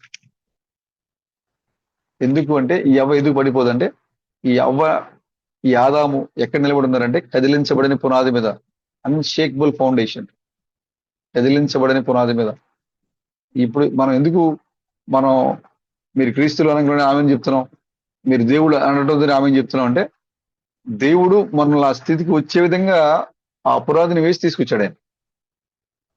ఇంకా నీకు ఆమెను చెప్పడం కూడా మిగిల్చాడు కదా దేవుడు, ఇంకా వేరే ఆప్షన్ ఇవ్వాల దేవుడు. ఇక ఈ వాక్యం చెప్పినప్పుడు ఇది ఎందుకు అనకూడదు అనే ఆప్షన్ లేదు, ఇక ఆమె చెప్పేది నీకు అంటే అంతగా పునాదిని వేశాడు దేవుడు. ఇంక వేరే ఆప్షన్ లేదు. ఇక ఒకవేళ నువ్వు ఏదైనా అనుకో, క్రీస్తుకు కలిగిన సమానమైన వారసత్వం నీకు ఇస్తున్నప్పుడు ఇంక దానికి నువ్వేం మాట్లాడతావు? ఇక్కడ లేదు. ఇక నీకు ఒకటే ఆప్షన్ ఉంది, అదంటే నీ 2 చేతుల పైకెత్తి ఆమేన్ అని చెప్పడం ఒకటే ఉంది. ఇంకా అంతగా నీ చుట్టూ ఆయన ఫౌండేషన్ వేసి యుక్త కాలంలో ప్రభు వర్తమానికుని పంపి మరి క్రిస్ థామస్ యొక్క సందేశం ద్వారా దేవుడు నువ్వు ఈ లోకానికి ఏమై ఉన్నావో రుజువుపరిచారు ఆయన చెప్పినట్లుగా క్రిస్ థామస్ గారు ఒక పాట పాడారు కదా, మేము ఈ లోకానికి వాక్యమే ఉన్నాం అని పాట పాడారు ఆయన. మేము ఈ లోకానికి వాక్యమే ఉన్నాం, మేము word we are the word, I'm the word అని పాట పాడారు కదా ఆయన. ఆ పాట పాడుతూ మేము ఈ లోకానికి వాక్యమైన ఈ పాట ఇప్పటి వరకు ఈ భూమి మీద ఈ చరిత్రలో ఎవరు పాడలేదని చెప్పారు. ఎవరు పాడలేదు. ఎందుకు పాడలేదంటే ఎవరికి దేవుడు ఎంత గొప్ప విషయాల్ని సందర్భం లేదా ఎంత గొప్ప పునాదిని ఎవరి కోసం నిర్మించలేదు ఆయన. అది ఈ చివరి దినపు పెళ్లి కుమార్తె కోసం నిర్మించాడు. ఎందుకు మిగతా సంఘాలు నిర్మించకుండా ఎందుకు ఈ చివరి దినపు యొక్క పెళ్లి కుమార్తెకి అంత గొప్ప పునాది నిర్మించాడంటే ఆ దేవుడే 700 రూపాయలు మారాడు బ్రదర్. ఈ పునాది మీద నిలబడేది ఆయనే. ఈ పునాది మీద నిలబడేది వేరే ఎవరు కాదు. ఏ దేవుడైతే ఈ భూమి పునాదులు వేశాడో ఆయనే వచ్చి ఈ పునాది మీద నిలబడుతున్నాడు ఆయన. ఎలా అంటే స్త్రీ పురుషుల రూపంలో నిలబడుతున్నాడు ఆయన. అందుకోసమే ఇప్పుడు నువ్వు ఎలోహిం అన్నప్పుడు నువ్వు ఆల్రెడీ అక్కడ ఎలోహిం కాబట్టి నువ్వు ఇక్కడికి వచ్చి ఎలోహిం అంటే ఆమె అవును ఎలోహిమే నేను. ఇంక కొత్తగా దాంట్లో కొత్త ఉంది బ్రదర్, కొత్త విషయం లేదు బ్రదర్. అందుకోసమే వేరే ఆప్షన్ లేదు ఇక్కడ. నువ్వు దేవుడివి అన్నప్పుడు అవును నిజమే, నేను అక్కడ దేవుడినే కదా, ఇప్పుడు ఇక్కడ నేను దేవుడినే కదా. నువ్వు క్రీస్తువి, అవును అక్కడ నేను క్రీస్తునే కదా, అవును ఇక్కడ నేను క్రీస్తునే కదా. ఇక వేరే ఆప్షన్ లేదు మనకి ఇక. ఎందుకంటే మనం ఏమై ఉన్నాం అనే దాన్ని పరిపూర్ణమైన బయలుపాటు మనకిచ్చి దేవుడు మనల్ని ఈ పునాది మీద నిలబెట్టారు ఇక్కడ. అప్పుడు ప్రియమైన సోదరులరా, బలమైన దూత చేతిలో ఉన్నటువంటి ఒక పాదం భూమి మీద, మరొక పాదము సముద్రం మీద మోపి సింహం వలె ఆర్పాడించిన వాని చేతిలో ఉన్నటువంటి ఆ పుస్తకాన్ని ఒకవేళ మీరు ఇంకా తినకపోతే ఈ రాత్రి మీరు ఇంకా దూరంగా ఉంటే కనుక మీరు తినండి, మీరు ఇప్పుడే తినండి. ఏ షార్ట్ అండ్ క్విక్ మెసేజ్ ని మీరు ఇప్పుడే భుజించండి, ఇప్పుడే తీసుకోండి. అది మీ నోటికి మధురంగా ఉంటది, కానీ మీ కడుపుకి అది చేదుగా ఉంటది. అది మీరు తినండి. అది ఉండాల్సింది సింహాసనాసీనుడే మన చేతిలో కాదు, అది ఉండాల్సింది బలమైన దూత చేతిలో కాదు, అది ఉండాల్సింది నీ కడుపులో, నీ చేతిలో, నీ లోపల ఆ అధికారం ఉండాలి. అది నీకోసమే ప్రభు తీసుకుని ఈ లోకాన్ని తీసుకొని వచ్చాడు ఆయన. అక్కడ ఆ పరలోకం నుంచి ఆ పుస్తకంతో పట్టుకుని ఈ లోకానికి వచ్చాడు ఆయన. ఒకవేళ మీరు ఇంకా కనుక ఆ పుస్తకాన్ని మీరు స్వీకరించకపోతే, ఆ పుస్తకాన్ని మీరు తీసుకోకపోతే, మీరు ఇప్పుడే ఆ పుస్తకాన్ని తీసుకుని మీరు తినండి. ఈ రాత్రి ఇంకా పరిశుద్ధాత్మ యొక్క స్వరము మరలా మనం వింటూ ఉన్నాం. అక్కడ విన్న స్వరము ఈ రాత్రి మరలా మనం వింటూ ఉన్నాం. సోదరులారా, మీరు ఏమై ఉన్నారంటే దేవుని పరిశుద్ధులై ఉన్నారు. మీరు దేవుని పరిశుద్ధులై ఉన్నారు, దేవుని నీతై ఉన్నారు, దేవుని సర్వశక్తివంతులుగా ఉన్నారు. మీరు సర్వాంతరి దేవుడు ఏమై ఉన్నారో అది పరిపూర్ణంగా ఇప్పుడు నీవై ఉన్నావు. ఇప్పుడు ప్రభుకి స్తోత్రం కలిగాయి. ఆ చేతులు ఎత్తి ఆమె చెప్పేది కూడా మనం కదా బ్రదర్, మనలో ఉన్న ఎలోహిమే, మనలో ఉన్న ఎలోహిమే. ఓ మేము ఏమై ఉన్నామో మాకు బయలుపరిచిన దేవా నీకు స్తోత్రంని మనమేం చెప్తున్నాం అక్కడ. ఆయన మనలో ఉండి ఆ చేతులు ఎత్తున్నాడు బ్రదర్. కాబట్టి మీరు దేవుని పరిశుద్ధులు బ్రదర్, దేవుని పరిశుద్ధులు. మీరు ఈ కాలంలో పంపబడిన దేవుని పరిశుద్ధులై ఉన్నారు, వాక్యమై ఉన్నారు. ఆది యందు వాక్యం ఉండెను, వాక్యము దేవుని వద్ద ఉండెను, వాక్యము దేవుడై ఉండెను, వాక్యము శరీరధారి కృపా సత్య సంపూర్ణుడిగా మన మధ్య నివసించెను. అక్కడ మీ పేరు పెట్టుకోండి, మీరు రాసుకోండి. ఏమాత్రం కూడా మీరు ఆలోచించాల్సిన అవసరం లేదు. మీరు దేవుని పరిశుద్ధులుగా ఉన్నారు కదా, అందుకోసం ఈ లోకం గుర్తించట్లేదు వాళ్ళని. మీరందరూ సంతోషంగా ఉన్నారనుకుంటున్నారు.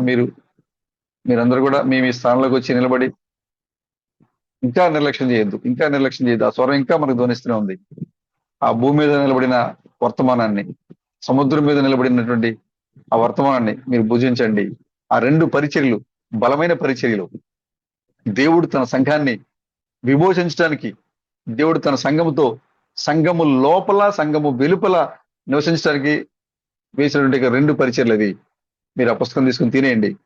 ఆ బలమైన దూత చేతిలో ఉన్న పుస్తకం తీసుకుని రాత్రి మీరు ఇంకా తినకపోతే కనుక మీరు ఇప్పుడు తినండి. ఖచ్చితంగా ఆ పుస్తకాన్ని తినడానికి నీకే అర్హత ఉంది.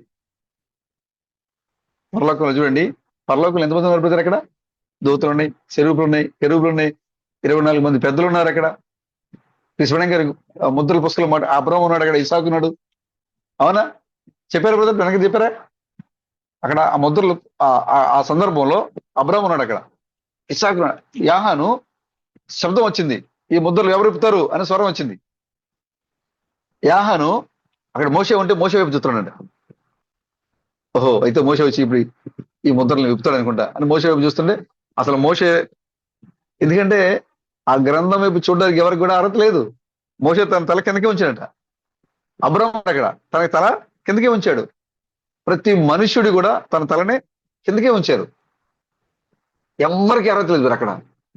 అలాంటి పుస్తకాన్ని ఆ దూత స్వరము మరొకసారి మాట్లాడుతూ, యాహాను నువ్వు తినేయి, అడుగు వెళ్ళి నీకు ఇచ్చేస్తాడు. ప్రేమ బ్రదర్, మీరు అడగండి బ్రదర్, మీకు ఇచ్చేస్తారు. దోత చెబుతోంది, బలమైన దూత, ఆ దూత వెళ్ళి అడుగు యాహాను, అది నీకు ఇచ్చేస్తాడు ఆయన, నువ్వు తినేయి. ఎందుకంటే ఆ వాక్యం నీ లోపల ఉండాలి, ఆ వాక్యం నీవే ఉండాలి. అంతమంది పరిశుద్ధులు అక్కడ నిలబడినా కూడా ఎవరికి ఇవ్వనటువంటి పుస్తకాన్ని కిందకి దిగి వచ్చి యాహానికి ఇచ్చాడు దేవుడు. యాహాను తీసుకుని తినేసాడు. ఇప్పుడు ఆ పుస్తకం యాహాను లోపల ఉంది.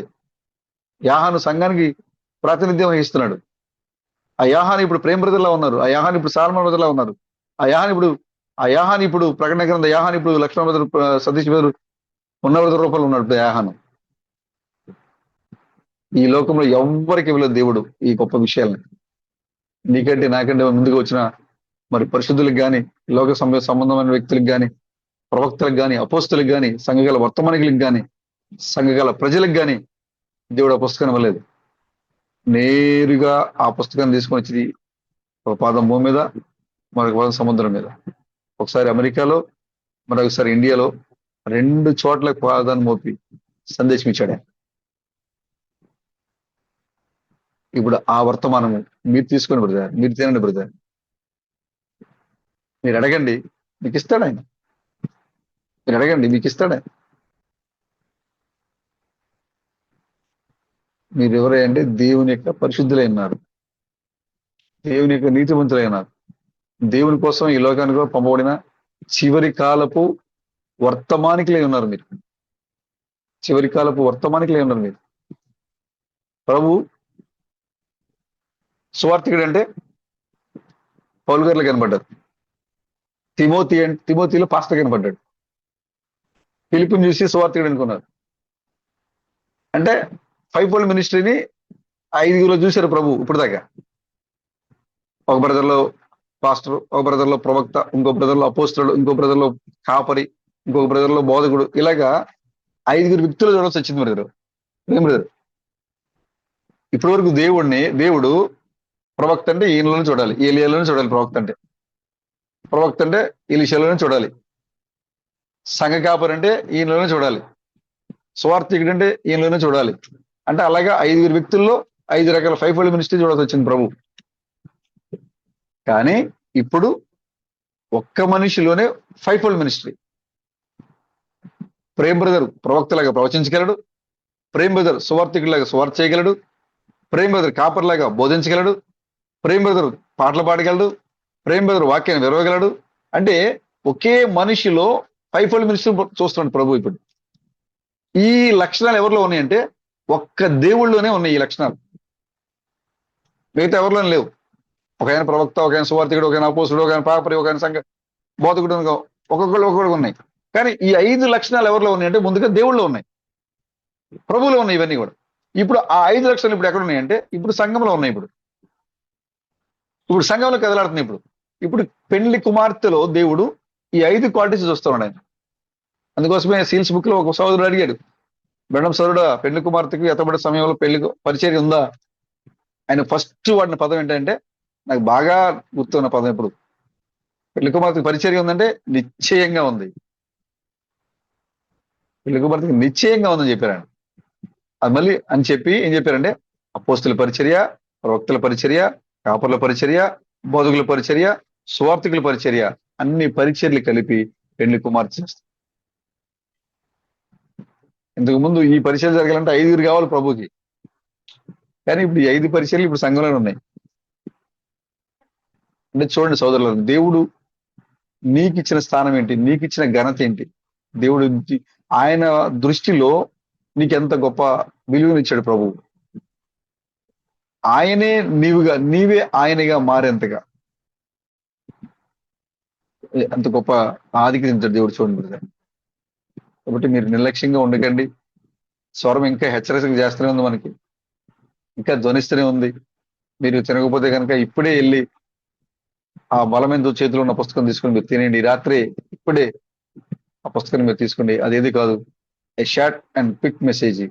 ఆయన భూమి మీద సముద్రం మీద మోపి సింహము వలె ఆర్పాటించినప్పుడు అప్పుడు తెలిసింది ఈ లోకానికి ఆ పేరేంటో. అవునా బ్రదర్? ఇప్పుడు తెలిసింది ఈ లోకానికి ఆ పేరు. ఒక పరిచర్య చూస్తే అర్థం కాదు. బ్రహ్మ పరిచర్య నాకు చాలు అని అంటే కుదరదు. థామస్ పరిచర్య ఒకటి నాకు చాలు అంటే కుదరదు. ఈ పరిచర్య ఆ పరిచర్య కలిపినప్పుడు ఆయన అమెరికాలోకి, ఇండియాలోకి వచ్చి ఆయన తన కుడి చేతిని పైకెత్తి అరుస్తున్నాడు, కేక పెడతాడు ఆయన. సింహం వలె ఆర్భటిస్తున్నాడు ఆయన. అప్పుడు 7 ఉరుములు వాటి వాటి వరుస ప్రకారంగా మోగినాయి. క్రమంలో క్రమంగా మోగినాయి కాబట్టి దాంట్లో ఏ అర్థం దాగి ఉందో ఇప్పుడు మనకు అర్థమైంది. ఈ పేరు ఇప్పుడు వచ్చిన పేరు కదా ఇది. 2000 సంవత్సరాల క్రితమే ఈ పేరు సూర్యుని యొక్క వెలుగు పడలేదు. జూనియర్ జాక్సన్ కళలో ఈ పేరు మీద సూర్యుని యొక్క వెలుగు పడలేదు. అంటే భూమికి పునాదులు లేక మునిపే ఇది దేవుని పేరు, ఇది పరిశుద్ధమైన పేరు, ఇది మానవ మాత్రుని పేరు కదా, ఇది పరిశుద్ధ పేరు ఇది. కాబట్టి ఈ పరిశుద్ధమైన పేరుని పరిశుద్ధంగా వచ్చినటువంటి కన్య మరియ గర్భములో మానవ దేహములో వచ్చినటువంటి పరిశుద్ధమైనటువంటి ఒక శరీరానికి ఈ పరిశుద్ధమైన పేరును తగిలించి దేవుడి ఈ లోకానికి పంపించారు. ఆ ఉరుముల శబ్దము పరిశుద్ధమైనటువంటి ఆ ఉరుముల యొక్క శబ్దాన్ని పరిశుద్ధంగా వచ్చిన శరీరానికి పరిశుద్ధమైన పేరునిచ్చి దేవుడి ఈ లోకానికి పంపించాడు. కానీ దేవుడు అప్పుడు ఆ పేరుని అక్కడ బయలుపరచలా. ఇక్కడ ఒక పాదం భూమి మీద మరొక పాదం సముద్రం మీద మోపి సింహం వలె ఏర్పాటు ఇచ్చినప్పుడు అప్పుడు వరుస ప్రకారంగా దానికి అర్థం ఏంటి వచ్చింది. అంటే యేసుక్రీస్తు పుట్టిక పరిశుద్ధమే, ఆయన పేరు కూడా పరిశుద్ధమైంది. ఎన్నడూ సూర్యుని యొక్క వెలుగు పడనేటువంటి పేరును ధరించాడు ఆయన. అప్పుడు తెలియలేదు ఈ లోకానికి. బలమైన దూత ఈ లోకానికి దిగి వచ్చి సింహం వలె ఏర్పాటించినప్పుడే ఆ ఉరుముల యొక్క రహస్యం బయటకు వచ్చింది. కాబట్టి ప్రియమైన సహోదరులారా, మీరు ఇంకా తినకపోతే ఇప్పుడే మీరు ఆ బలమైన చేతిలో ఉన్న యొక్క పుస్తకాన్ని మీరు తీసుకోండి. క్రీస్తు బ్రడాం యొక్క సందేశాన్ని, క్రీస్తు థామస్ యొక్క సందేశాన్ని కలిపి మీరు చూడండి. మీరెవరో మీకు తెలిసిపోతుంది. నువ్వెవరో నీకు అర్థమైపోద్ది. ఆ 2 వర్తమానాలు విడివిడిగా చూస్తే నీకు అర్థం కాదు. ఆ 2 వర్తమానాలను కలిపి మీరు చూడండి. మీరెవరు, మీరు స్థానం ఏంటి, దేవుడు ఎవరు, దేవుని మర్మం ఏంటో మీకు అర్థమైపోతుంది. కాబట్టి మీరెవరై అంటే దేవుని పరిశుద్ధులై ఉన్నారు, ఎలోహిమై ఉన్నారు, దేవుళ్ళై ఉన్నారు, క్రీస్తు ఉన్నారు మీరు. కాబట్టి మీ స్థానాన్ని మీరు కోల్పోవద్దు, మీ స్థానాన్ని విడిచిపెట్టొద్దు. మీరు వెంటనే మీరు పరిగెట్టుకుని మీ యొక్క స్థానానికి మీరు నిలబడండి. ఈ రాత్రి ఇంకా ఆ బలమైన దూత ఆ పుస్తకంతో నిలబడి సముద్రం మీద భూమి మీద ఆయన సింహం వలె ఆర్భటిస్తూనే ఉన్నాడు ఆయన. ఈ సింహము ముద్దలు విప్పిన సింహం, ఇది తీర్పు తీసుకొచ్చే సింహం కాదు. ఇది ఈ సింహము ముద్దలను పగలగొట్టిన సింహం, ఇది తీర్పును పెట్టుకునే సింహం కాదు ఇది. ఒకవేళ ఆ తీర్పు యొక్క సింహాన్ని మీరు చూడాలనుకుంటే కనుక ఇక మనం ఎంత ప్రాధాయపడినా కూడా సమయం లేదు. ఇక ఏడ్పు పండ్లు రొట్టె మనకు మిగిలింది. ప్రియమైన దేవుని యొక్క సహోదరులారా, దేవుని యందు మీరందరూ కూడా భయభక్తుల్లో ఉండాలని, విశ్వాసంలో ఉండాలని, ఎక్కడ కూడా వాక్య విషయంలో నిర్లక్ష్యంగా ఉండకూడదని నేను కోరుకుంటున్నాను. మీరందరూ కూడా దేవుని యొక్క పరిశుద్ధులై ఉన్నారు, దేవుని పరిశుద్ధులై ఉన్నారు. మరొకసారి ఎందుకు ఇన్సార్లు నేను హెచ్చరిక చేస్తా ఉన్నానంటే, మీరందరూ కూడా మీ మీ స్థానంలోకి వచ్చి నిలబడాలని, మీరు ఎవరో మీరు ఎరిగి ఉండాలని మళ్ళీ ఈ మాటతో మిమ్మల్ని నేను హెచ్చరిక చేస్తా ఉన్నాను. నేను ప్రభు యొక్క పరిశుద్ధులై ఉన్నారు. కాబట్టి మీరు జాగ్రత్తగా విశ్వాసంలో మీ యొక్క విశ్వాసం కొనసాగించుకుంటూ ముందుకు వెళ్ళాలని నేను కోరుకుంటున్నాను. దేవుడు ఇచ్చిన మాట దేవుడు